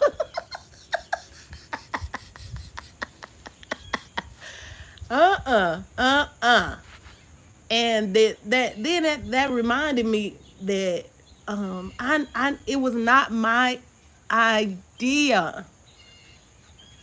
I would have never sat here in Illinois and said, "Oh, I like this," and said, "Oh, I want to be OES because I saw something," and that it would have never dawned on me. It would have never came to me. I would have never initiated the thought of being a part of it. It was simply because, okay, we're going to do the thing, to start our own thing. That's what brought me there.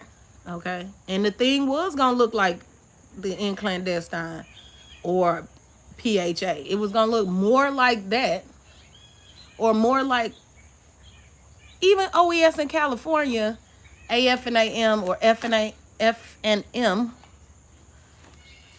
baby, they did their thing. Do you hear me? They showed up and they showed out, and they were white people,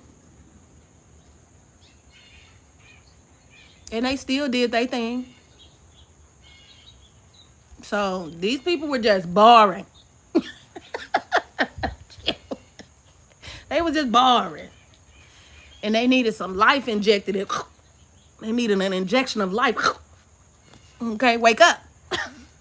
If somebody is new, I would never say, do you think we should do the whole ritual routine today? Because I don't feel like it. I mean, but she here, so I guess we should do it because she here. Like, oh, okay. The old lady gang.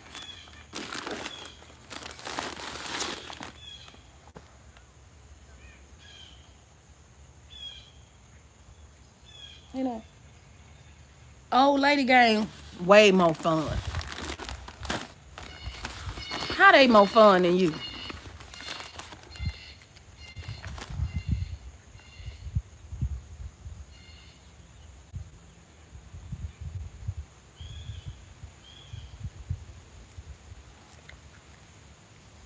How they got it more together than you?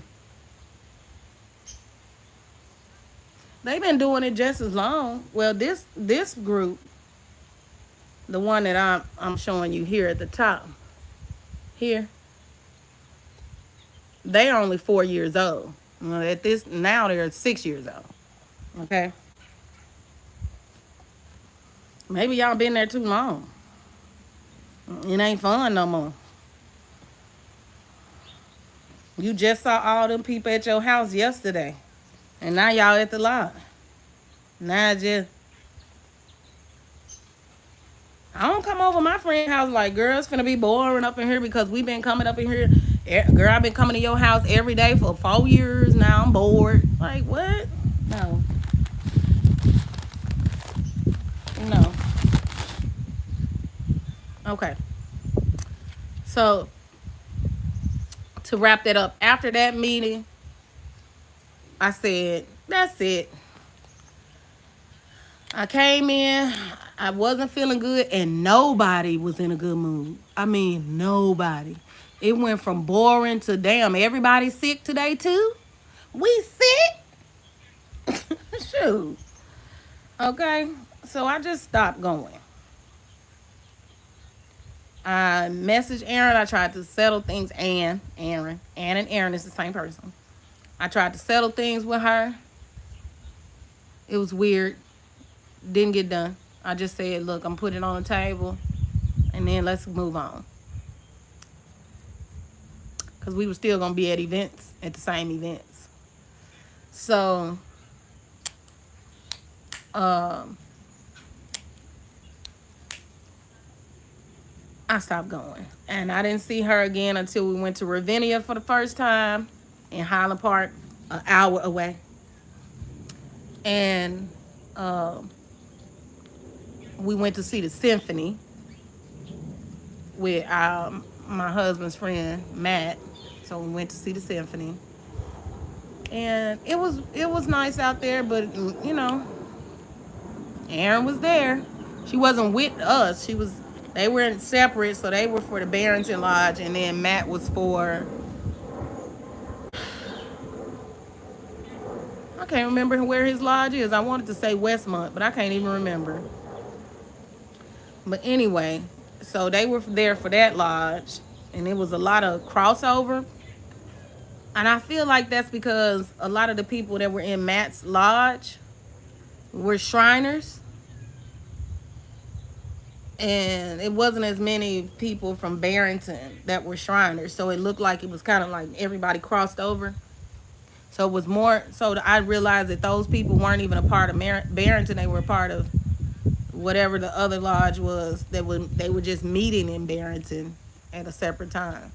I want to say Westmont. I don't know why that keep coming in my mind, but I'm pretty sure that's not it. But and so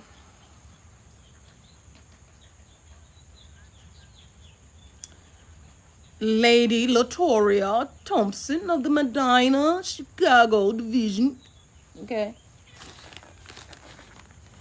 And so we organized tea events at the shrine. They put on a fashion show. We did the food for stated meetings. We were part of the pit crew. So we did the food for the event. So whatever they had, if they had a parade, the pit crew did the food. If they had a fundraiser, the pit crew did the food. But if they had a dinner, that was at the Scottish Rite. Okay. So I did the work with the GFWC, which I was showing you guys. And so I did the volunteer work with the GFWC. We worked a lot with veterans too. That's a big deal here. We worked with tribal nations here. We did events at the Trickster Museum. We packed lunches. We did a ribbon event. We worked with the schools in Schaumburg. I want to say SD40. I can't remember. It's been 2 years. And we worked with Gigi's Playhouse. We did the Gigi Fit. Can you see that?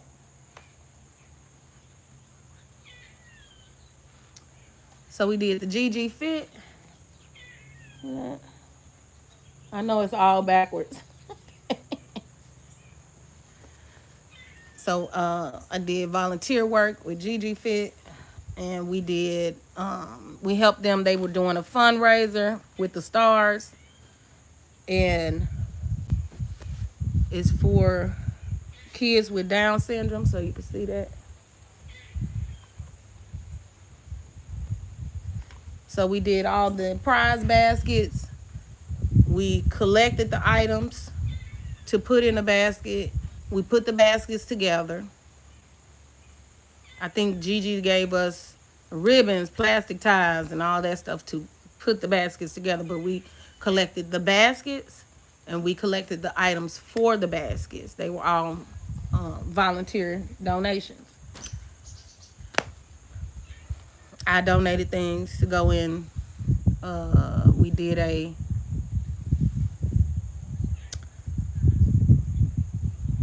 Bunko event. Bunko. It took me a minute to pull it forward. We did a Bunko event at the bowling alley. And so I have a shop. It's called the Tchotchke Shop. And it's an online store. Okay. I still have.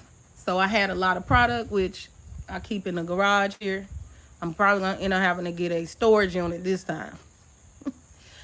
And I volunteered a lot of my products to go into the goodie bags for that event.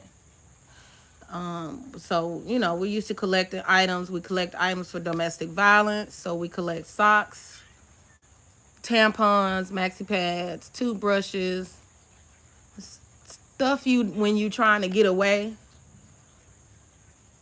that you don't think of grabbing.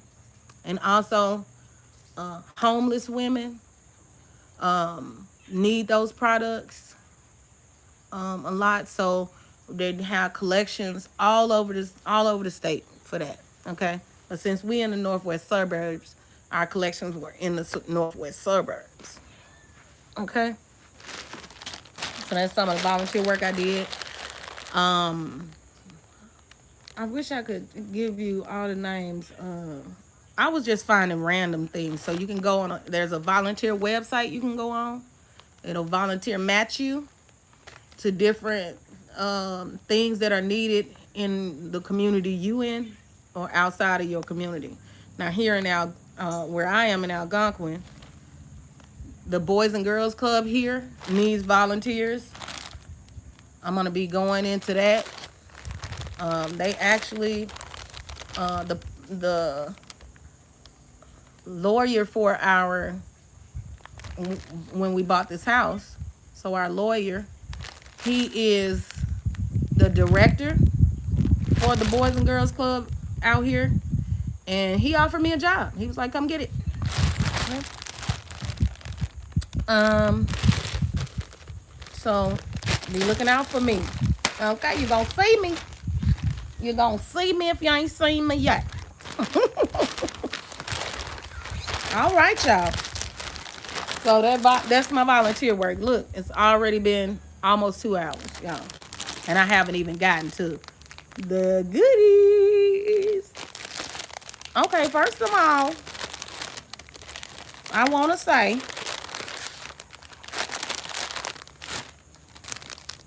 this does not look anything like the picture. It's the first thing I want to say. Okay, it looked like it was a hat, but it's this clip. It's a clip on. And then the veil part is 2 combs. Oh, I'm trying to show you the comb part. And then the veil, the lace has little diamonds on the side. This is cute. Even though I thought it was a one-piece hat.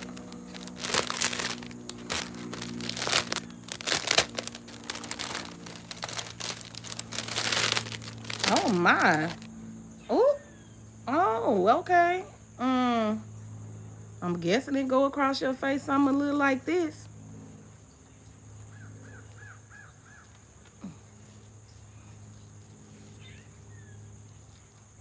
Okay. See that? Oh, ooh, it got my eyelash. They long.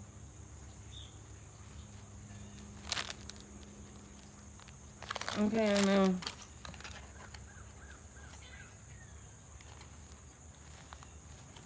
we're gonna have to see what that look like when we do the skit with the blonde wig, because that's not what I expected. And then some of the little diamonds already trying to come off. Then it came with some black lace gloves.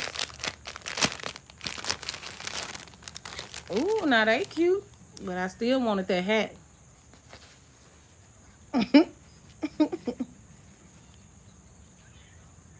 Now that's cute.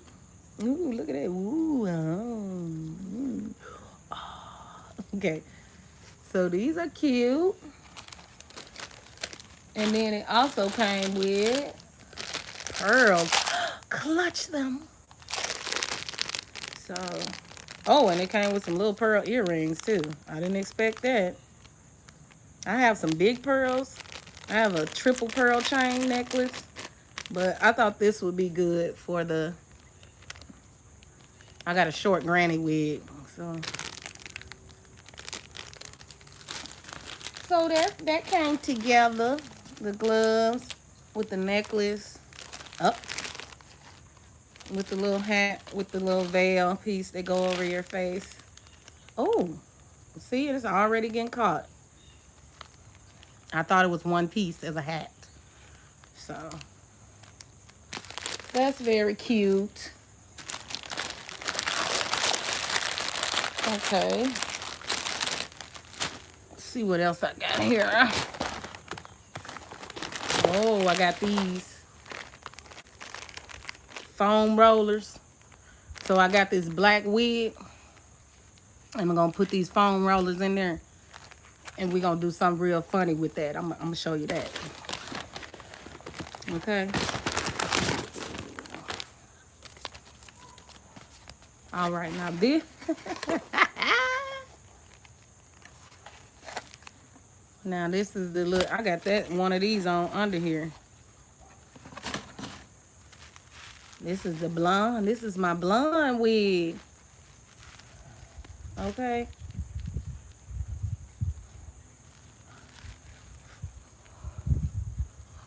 See, that's the problem with you, Lorelai. He's just a man. So we got the blonde wig. We got to see what it look like on. Oh, you see how this get? It all came off in one piece though. So there you go. Good blue. Ooh, it's little. Ooh, this is little. It's just on top of my afro. I don't have my hair twisted down. I just slapped that wig cap on there today. What is the bang doing? Oh. Ooh. Ooh, that's the problem with you, Lorelai. I got the wig brush today. We're not having it today. Ooh. And again, now look. This wig ain't but $9.99. Shoot, it might have been $8.99. So we don't need her to be doing a whole lot. Okay. She $8.99 quality. Okay. And she ain't falling out a lot, so that's good.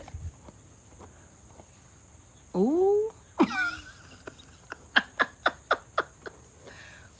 Oh, is her bang just to go to one side? Ooh, y'all. Okay, and she is flat. Okay, and here's all her hair. Okay, start down here. Try not to snatch her out. Ooh, okay. Here's the blonde. Hold on.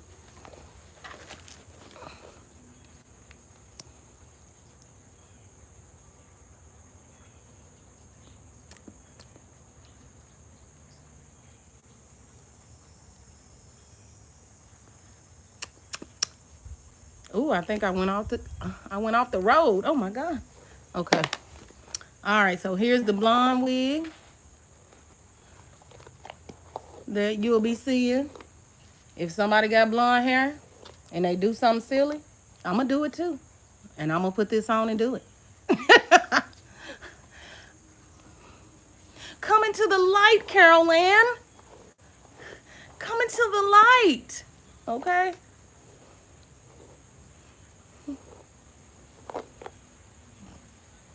Okay, now she's doing what she need to do for $8.99. Okay? $8.99. Okay, she's giving everything she needs to give. She's giving I'm not demure. Things could get violent. Okay. Mm-hmm.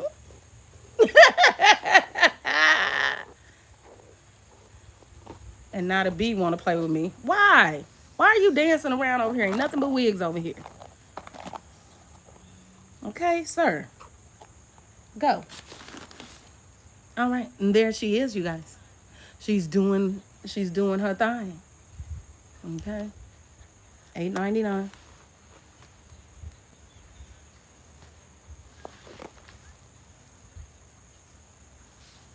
I think the sun done left. The sun is gone, so I'm not getting the sunlight. Oh wait, I got some sun over there. Is it on here? Trying to see if Goldilocks shine. I can't see her. Now I'm gonna turn you to the tree. You don't got nothing interesting to see behind me. Okay.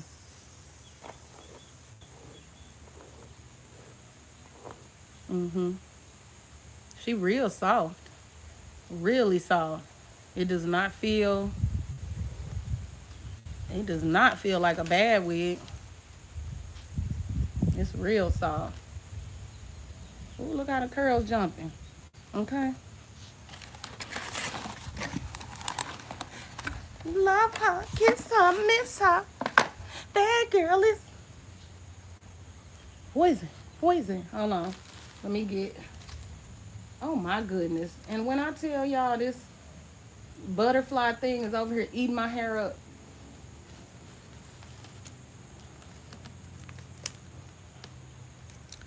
Oh my God. Let go, Carol Ann.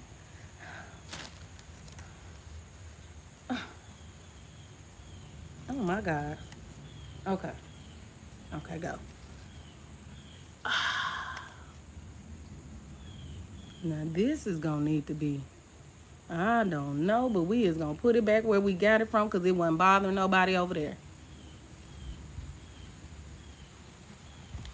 I got you right. Oh, is there some kind of hold that wig down?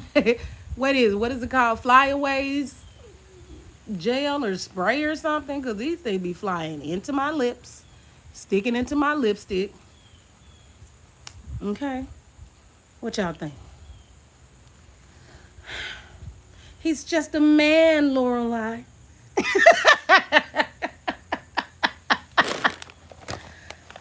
Okay. He's just a man. All right, and then I got these because what I was gonna do, there's a role that I'm gonna play. Now I look like I'm in the dark, y'all, and I'm not. I'm not in the dark. I'm in the light, in the garden. Scooch. I gotta scooch back into the light. The light went bye-bye. Okay.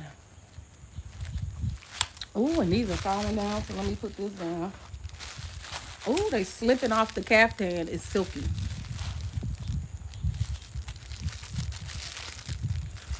Why are they double packing these?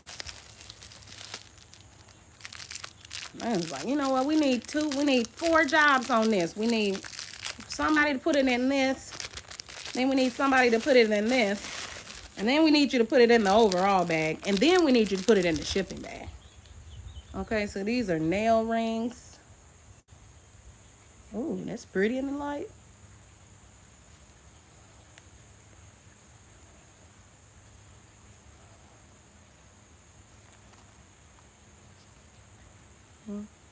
That's probably a pinky one, though.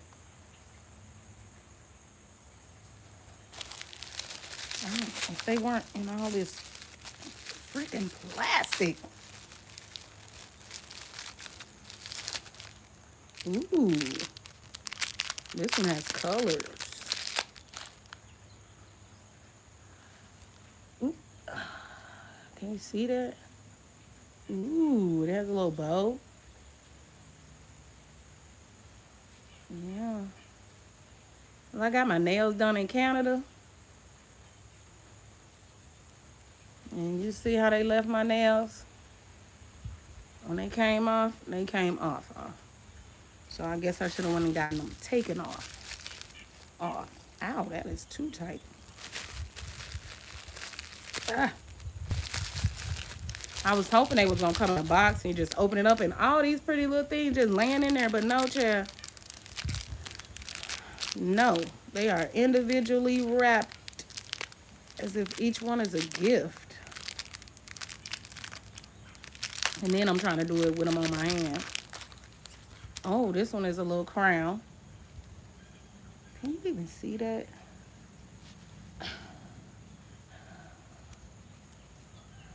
This one has a little crown. This gonna get hard as I keep putting them on my hand. Oh, they bendable. Watch them. But they definitely stay on.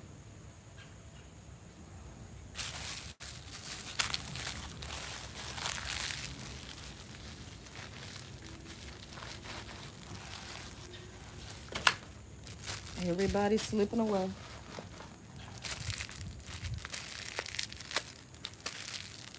Oh.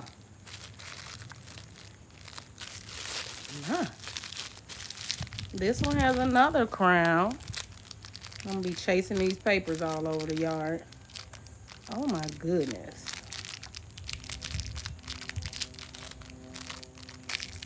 Giving you some ASR real quick.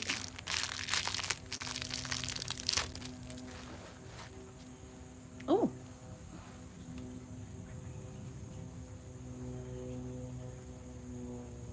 Okay.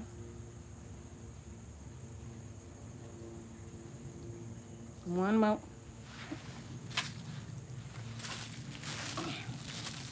Sheesh. Luis.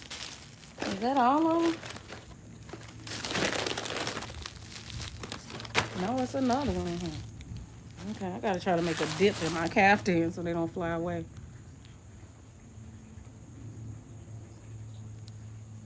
Oh, that one didn't like what I did. Oh my God. Oh, he's just a man, Lorelai. I've been seeing that way too much. He's just a man. Ooh. This one is pretty. I guess because I like green and blue. Doo-doo. That has a little flower on there. I'm gonna put that on my thumb, even though it don't look like it fit my thumb. No. Well, you can't really see the thumb. uh,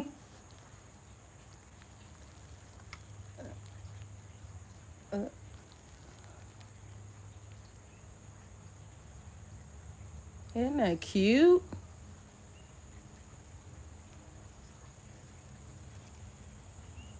Oh, that's how you can do it.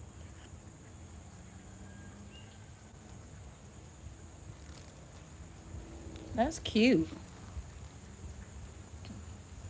Oh, he's just a man, Lorelai. Like I said, the wig cap in this wig is little. I don't know why. So, the butter. Oh, my. Oh, I gotta watch that. The butterflies are sliding forward. Lean back, butterflies. Lean back. Fat Joe style. Okay, those are cute.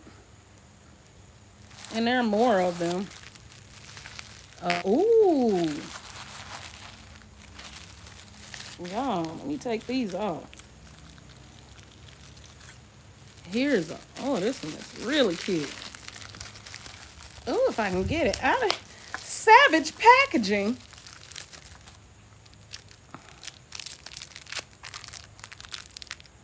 Oh my. Now I gotta see where you put a label at. Oh, right here. Oh, look how cute. Let me see if I stay in the back, you can still see it. That is so cute. Okay. Oh, my finger's shaking.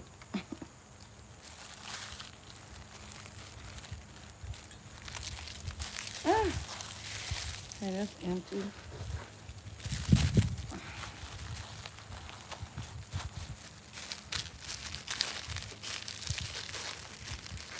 Ooh, this one has flowers on. Oh my God. He's just a man, Lorelai. Ugh. But he's just a man, Lorelai. Okay.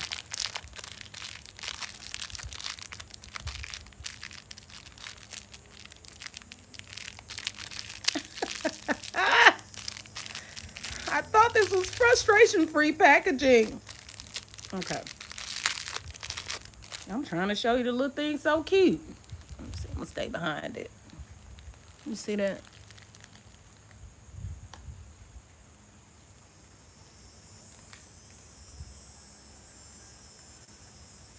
So cute. Oh, let me put it on a different finger.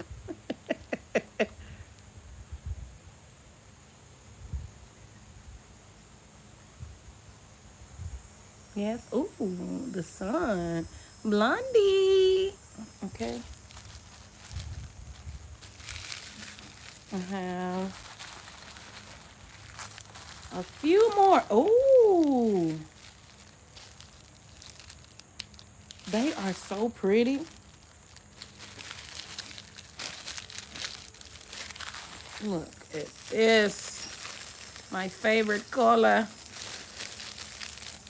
I have it on right now. My favorite color.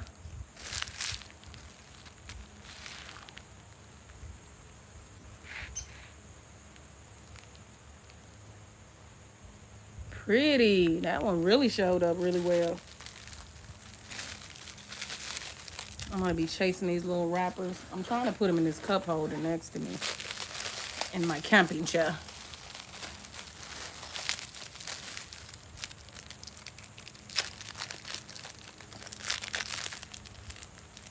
Silver.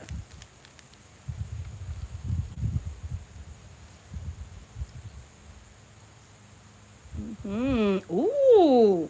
Did you see the bling on that one? Ooh. It did a bling bling. Okay, that's cute.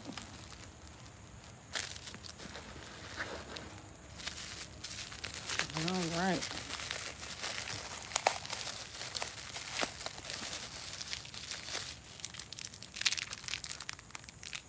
Oh, this is cute. This is a pineapple, I think.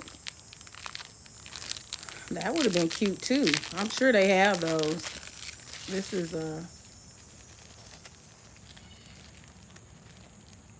black and white charms for the ring, finger ring to look like really like done up fingernails. My hands are tiny.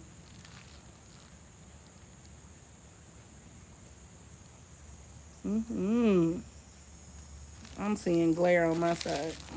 Okay. And the piece de la resistance. The last one. Okay. I'm going to keep eating weave today. So, okay. It's not as bad as the pink wig that I had on in the other live that kept going into my eyes.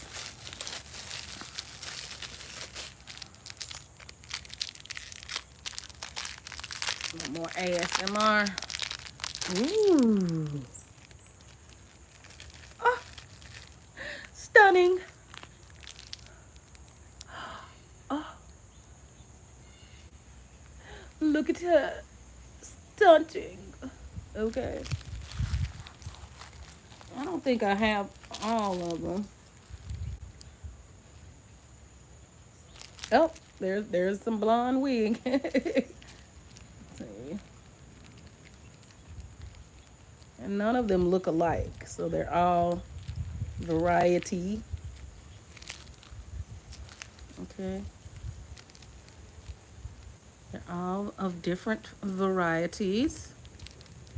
So let me see.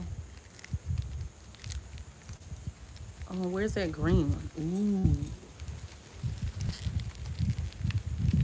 Oh, my bag just ran across the deck. Mm-hmm.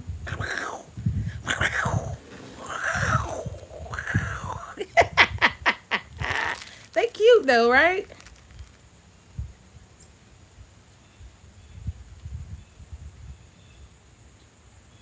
Yeah, I think they're very beautiful.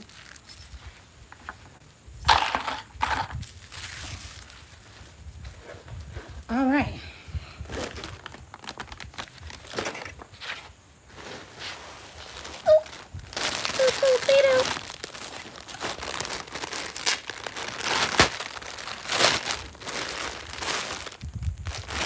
Amazon, what is it, Prime?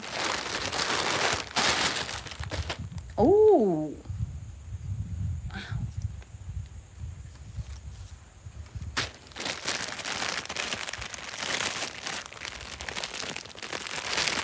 okay. And some ASMR.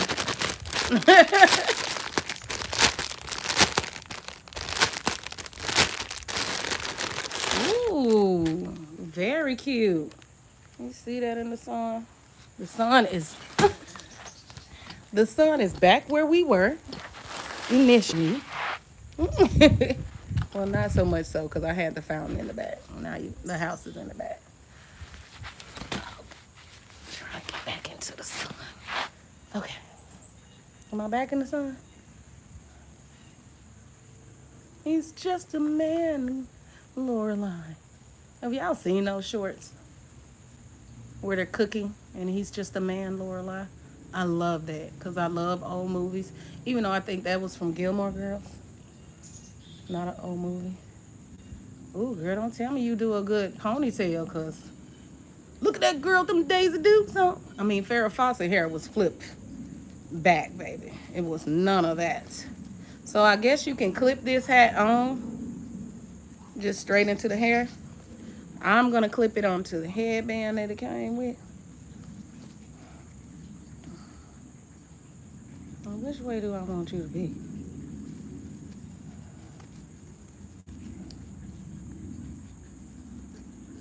He's just a man. Ooh. Oh, first of all, the hair is slippery. The headband is short. So I guess it would probably be better to go into the... She loves the veil. She does. She loves the veil. Mm-hmm. What is the veil doing and not wanting to come down?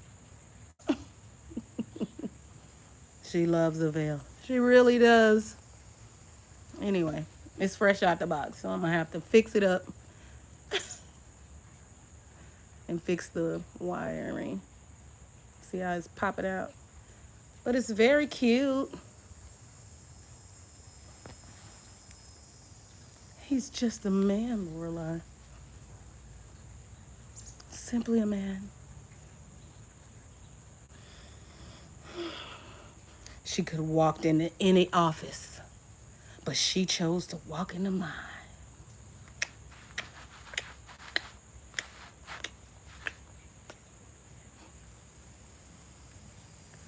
I have a case for you, Mr. Detective.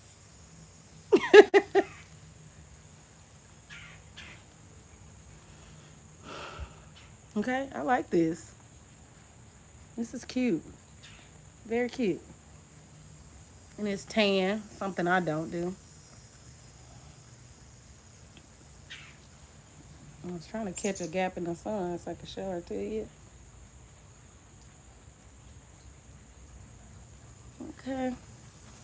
Very cute. What else we got? Something's missing. Maybe it's in this bag.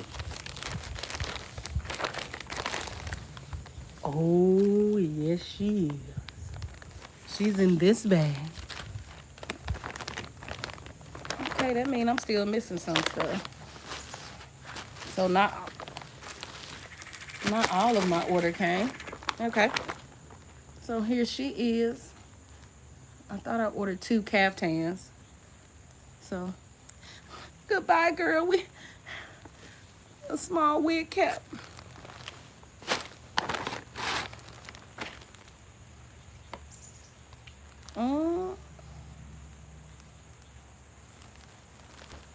Okay. She's coming in wigging way. He's just a man, Lorelai. This is it right here. Another one. I'm gonna have to braid my hair down because it's making it feel like the wig caps are too little, but they really aren't. Oh my God, girl, why is your bang flipped up? Flip it down. Up.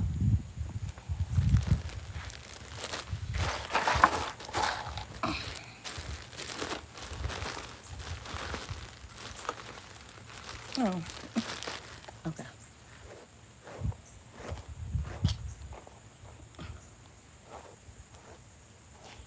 Ooh. Oh. Oh my goodness, he's just a man, Lorelai.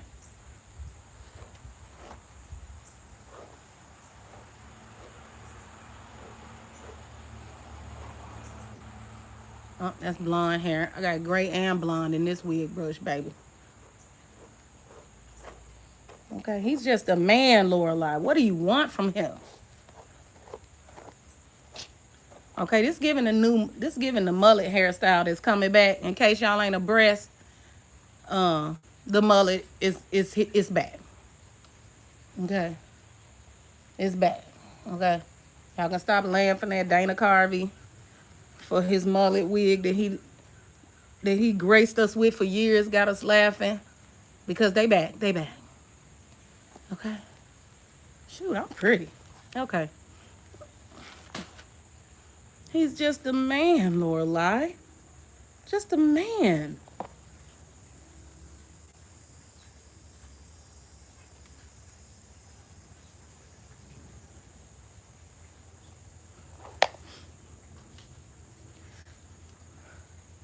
This is giving.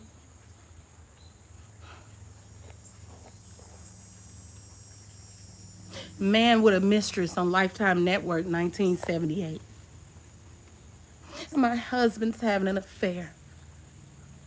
Oh my God, he won't go. Okay, because he's just a man, Lorelai. That's the problem with you.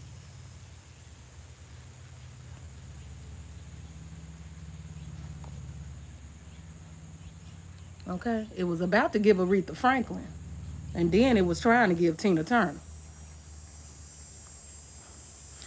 In the scene where she beat Ike with that boot.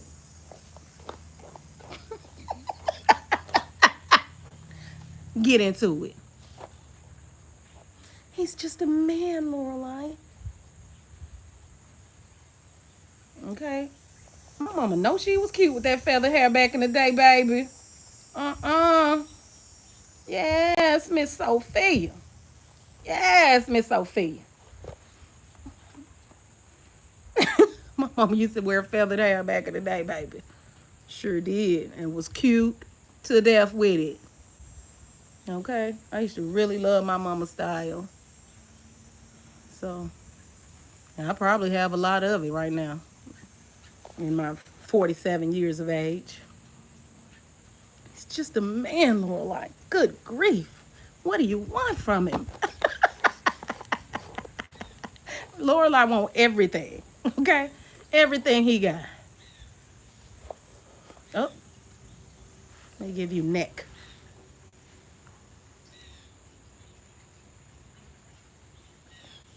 You don't like that? I like it all the way flat too, man.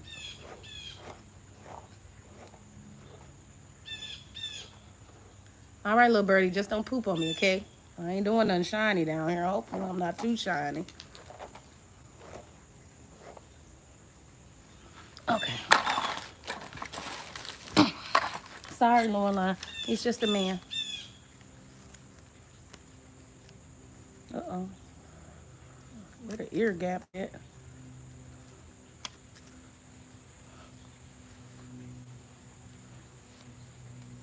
I don't know why my mullet won't stay to the front. Probably because I still got the tag back there.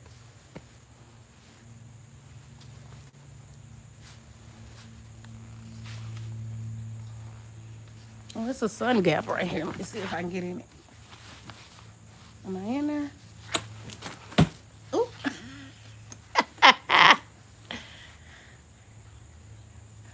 I'll bring it with me.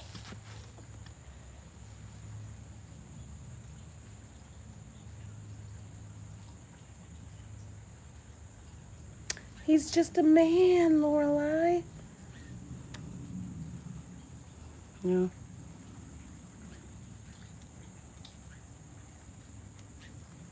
He's just a man. Okay. Something. I'm gonna guess that not all of my order came today. Not all of my order came. These two, one of these is missing. I'm about to show y'all this.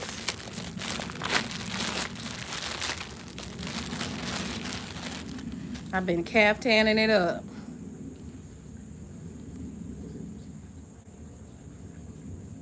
Gypsy blue. That's a cute picture too. Ain't that cute?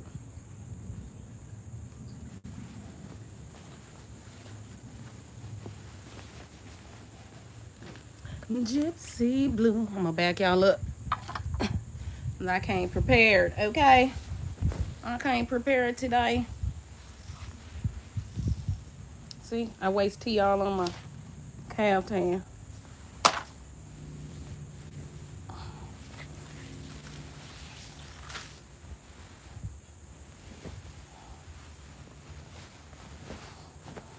Ooh, ooh, ooh. Mm-mm.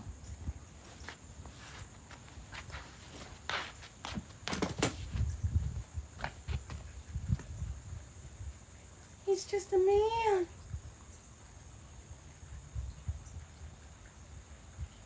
Okay, y'all see my mama bear slippers? Okay. And Mama B just flew past me. Boom, boom, boom. Okay. Now this is really giving Auntie here.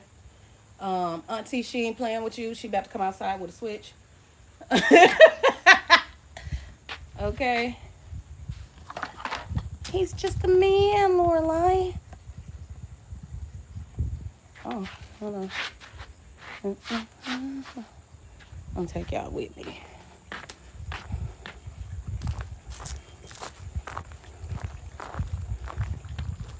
Okay, not here either. Okay. Oh, there we go. Oh.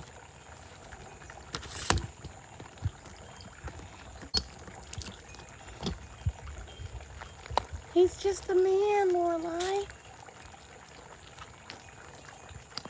Oh, okay.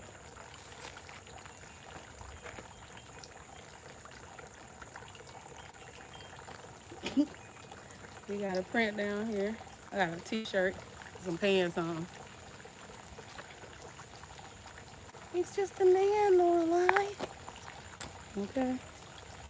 Lorelai, he's just a man. Okay, y'all see where I was sitting at. See how I made a mess? Okay. Mm-hmm. Mm-hmm. Yep, he's just a man, Lorelai. Don't you worry.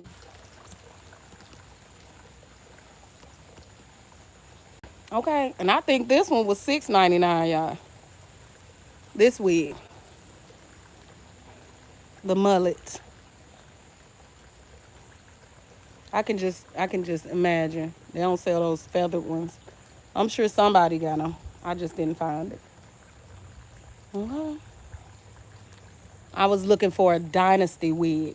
Okay, I wanted some dynasty drama with this wig. Okay, I was like, I want this wig to give me dynasty. I wanna.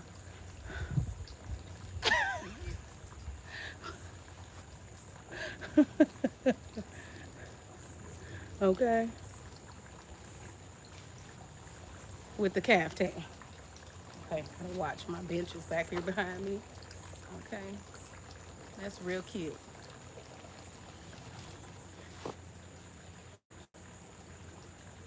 I'm telling you, I'm in the garden. The woods are literally right behind me.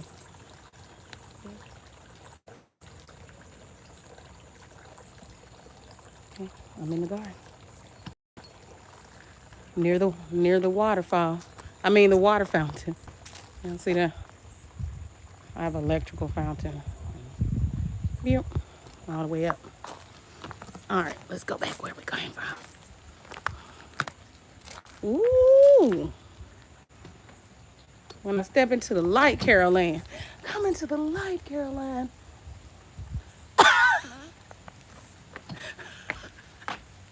Well, it ain't got hairspray on it. Okay.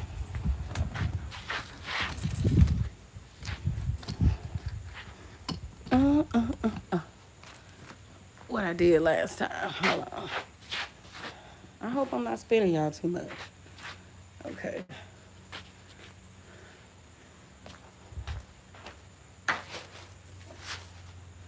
Ew. Oh my God, Lord.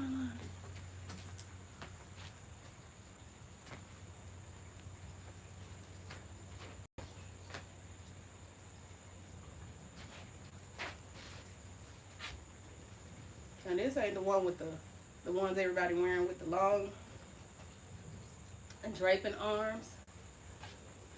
This one is $14.99 on Amazon. I think I got a. I think they were doing 10% off on them. He's just a man. Every time I gotta move the bag. He's just a man. Every time. uh, but this one was $14.99. This wig was $6.99. These Butterflies were $4.99. Okay. So I think I might have paid $13.98 or something like that for it. All right. The lipstick comes in a 3-pack. Even though I got it all over my face. It comes in a 3-pack. This, plum, and a pink, a kind of pink looking one that looks ridiculous on me. I wore it, but it's still. I wore it because I bought it. But I was like, man, my lips are already large. So it really just was like, focus on my lips. When I put that pink on, it was really bad. So he's just a man. I told you every time I touch it. Okay, and it's giving dynasty. It's giving auntie. It's giving everything it needs to. I'm loving it. I'm liking it. You know, every time you see these butterflies, we outside. You will never see butterflies in the house. Anytime you see these butterflies, we are outside. Now, what I'm thinking I'm going to do for winter won't be this. It won't be these. It'll be, I have many winter hats. And they all got their own personality too, like me. So, Auntie, let me move the tag. You can see the whole mother action in the back. Okay? All right. Let's sit down. I got more to show. What a day, one day.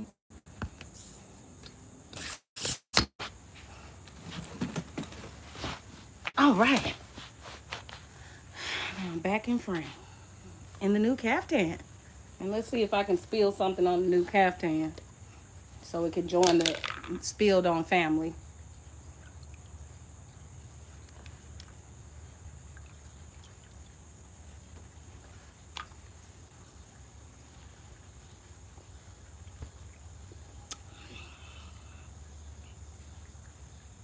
I ain't one to gossip, so you ain't heard it from me, but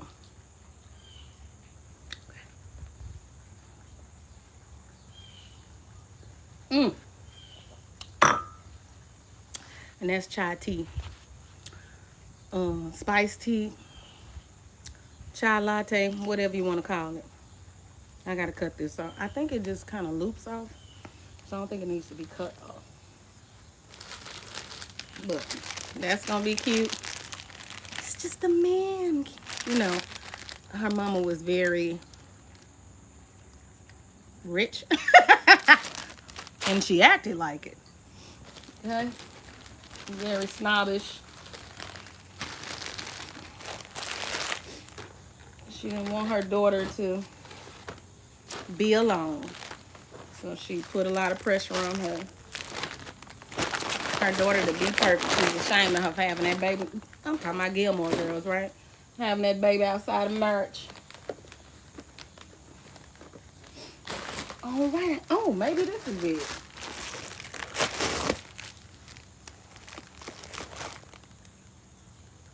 No, this is a phone case.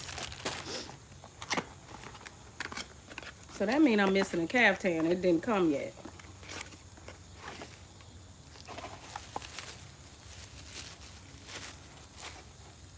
Okay. So this is so I can act crazy in my car on camera.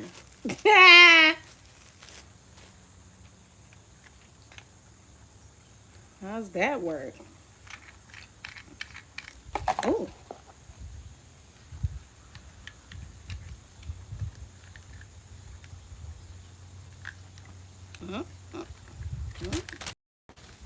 Oh. Oh. Okay, and then what does this do? Oh. Okay.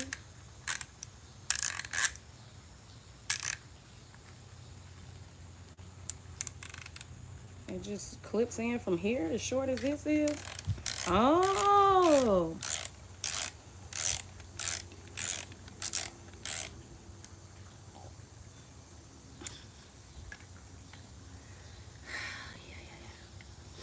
Oh, I don't know how I took this off in here. Oh, okay. Damn. Well, hold on. Stay there. Turn it. And then you can... Does it open? Because it's got to open. Oh, okay.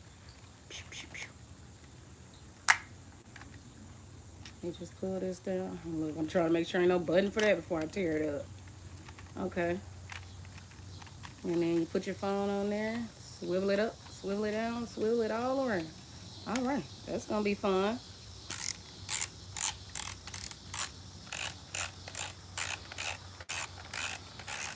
Seem very sturdy, really. Sturdier than some of the other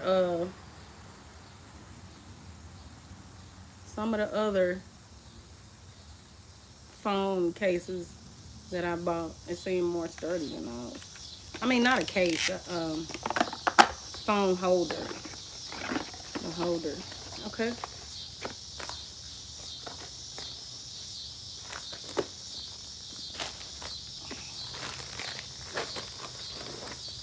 This live ended up being a lot longer because I told that story about OES finally, which I said I was going to make an entire separate video for. I end up telling the story of the Order of the Eastern Star anyway. So it made the video take longer. Oh, in the wind. And I was telling about my volunteer adventures. Okay. So if you saw my video that I put up yesterday, I posted a Dollar Tree haul.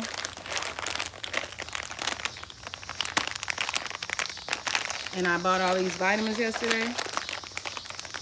Okay. And I'm gonna put those in this pill box. And I got 2 sets because and one is still in the car with my husband. Thursday. But I got these and I put these in there, and I got 2 because the last one I got was just one of those big Monday through Sunday with the square box. But I got these. It's an amphitrexel just floating around in there, and they're really cool. So I'm gonna put these down. Then I'll pick this up. And they come out. Sunday, and it says day and night. Day and then night. Don't let me in your elementary school, okay? So they had a day and night thing on each one of them. Sun, moon, day, night. The vitamins I take in the daytime, and the vitamins I take at night. Did you know that? Did you know that there are vitamins that you can take in the daytime that you should not take at night? Did you know that? I didn't know that. There are some that will keep you up, such as, for the most part, these 2 I know for sure you do not take at night. So, no nighttime. There are others. Okay, I watched Dr. Maui, I believe is his name, on YouTube. You don't take this at night. This is sunlight. Like out here. This look, I done hit the butterfly. This is sunlight. This is energy. So you don't want to take sun and energy at night. You'll be awake. Ooh, look at all that light is bringing under my face. Oh, I guess that's why they hold those light shields up around people. Okay. So I'll be putting all of these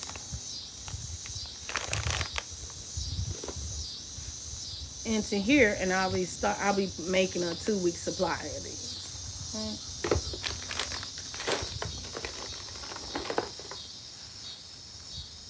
be putting my socks on. I have to get all my mess up that I let blow out over this yard since I've been out here doing this live.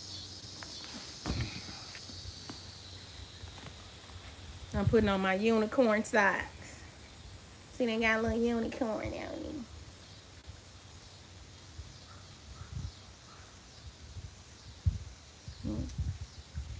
I'm putting them on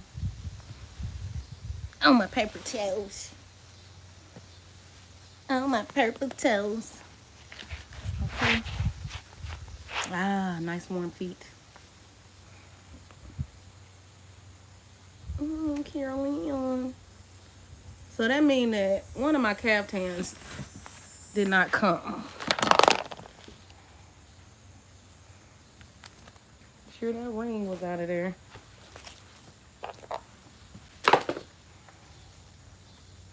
This pretty thing. Pretty girl. I'm sure she looked fantastic with this hair.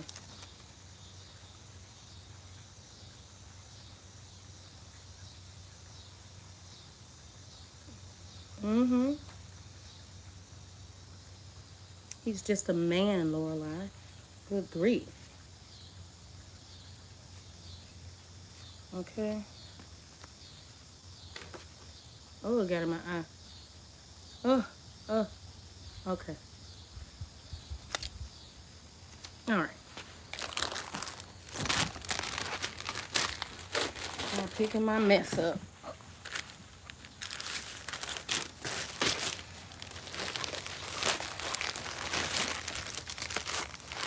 One of my caftans did not come.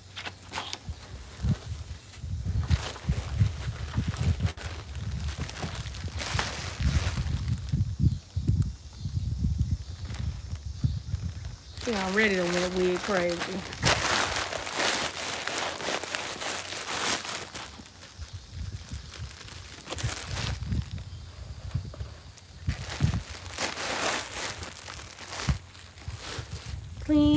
Clean up, everybody, everywhere.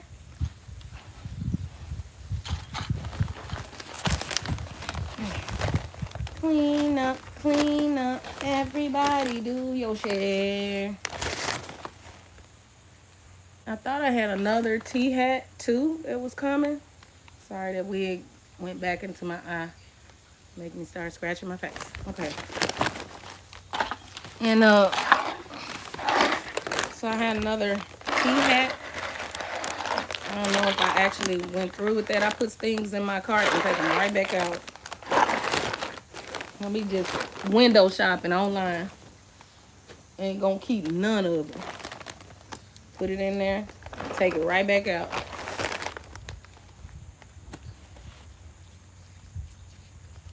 Okay. Trying to make sure I got everybody. All right.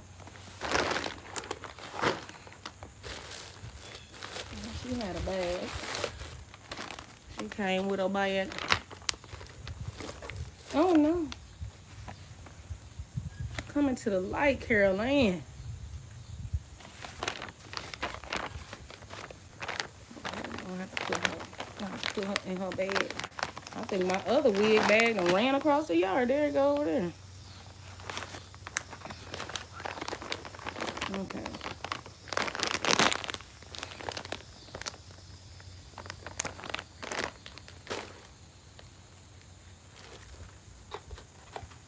Wait, did I just put my... Oh, I need to take that out. I put that in the wrong bag.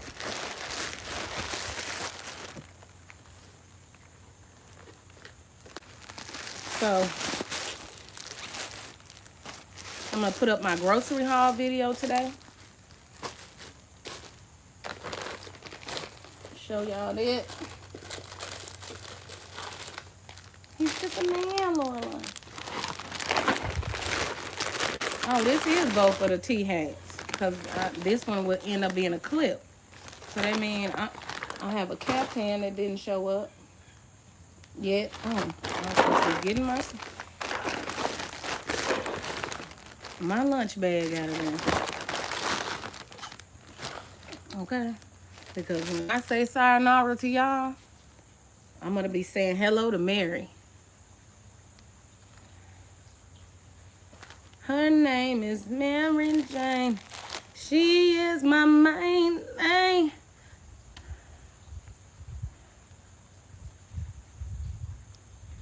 And when I'm feeling low, she makes my heart sing. Do do do, Mary Jane. Do do do, Mary Jane. I said, now do you love me, Mary Jane? Ooh. It's just some grass, Lorelai. Gosh, that's the problem with you.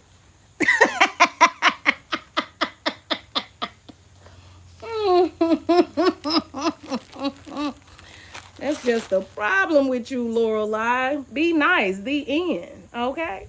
And I want to thank you guys for watching. Thank you if you made it this far on the replay or the Insta. I appreciate you coming out. Don't forget the motto. You know what it is. And as always, it's butterflies in. I'm showing y'all the back of the house today. Let me go over here. It's butterflies in the garden. Now, if nobody's told you today, you already know. I love you more than a bushel, more than a peck, more than a hug around the neck. And I want you to have the best day possible. Bye-bye.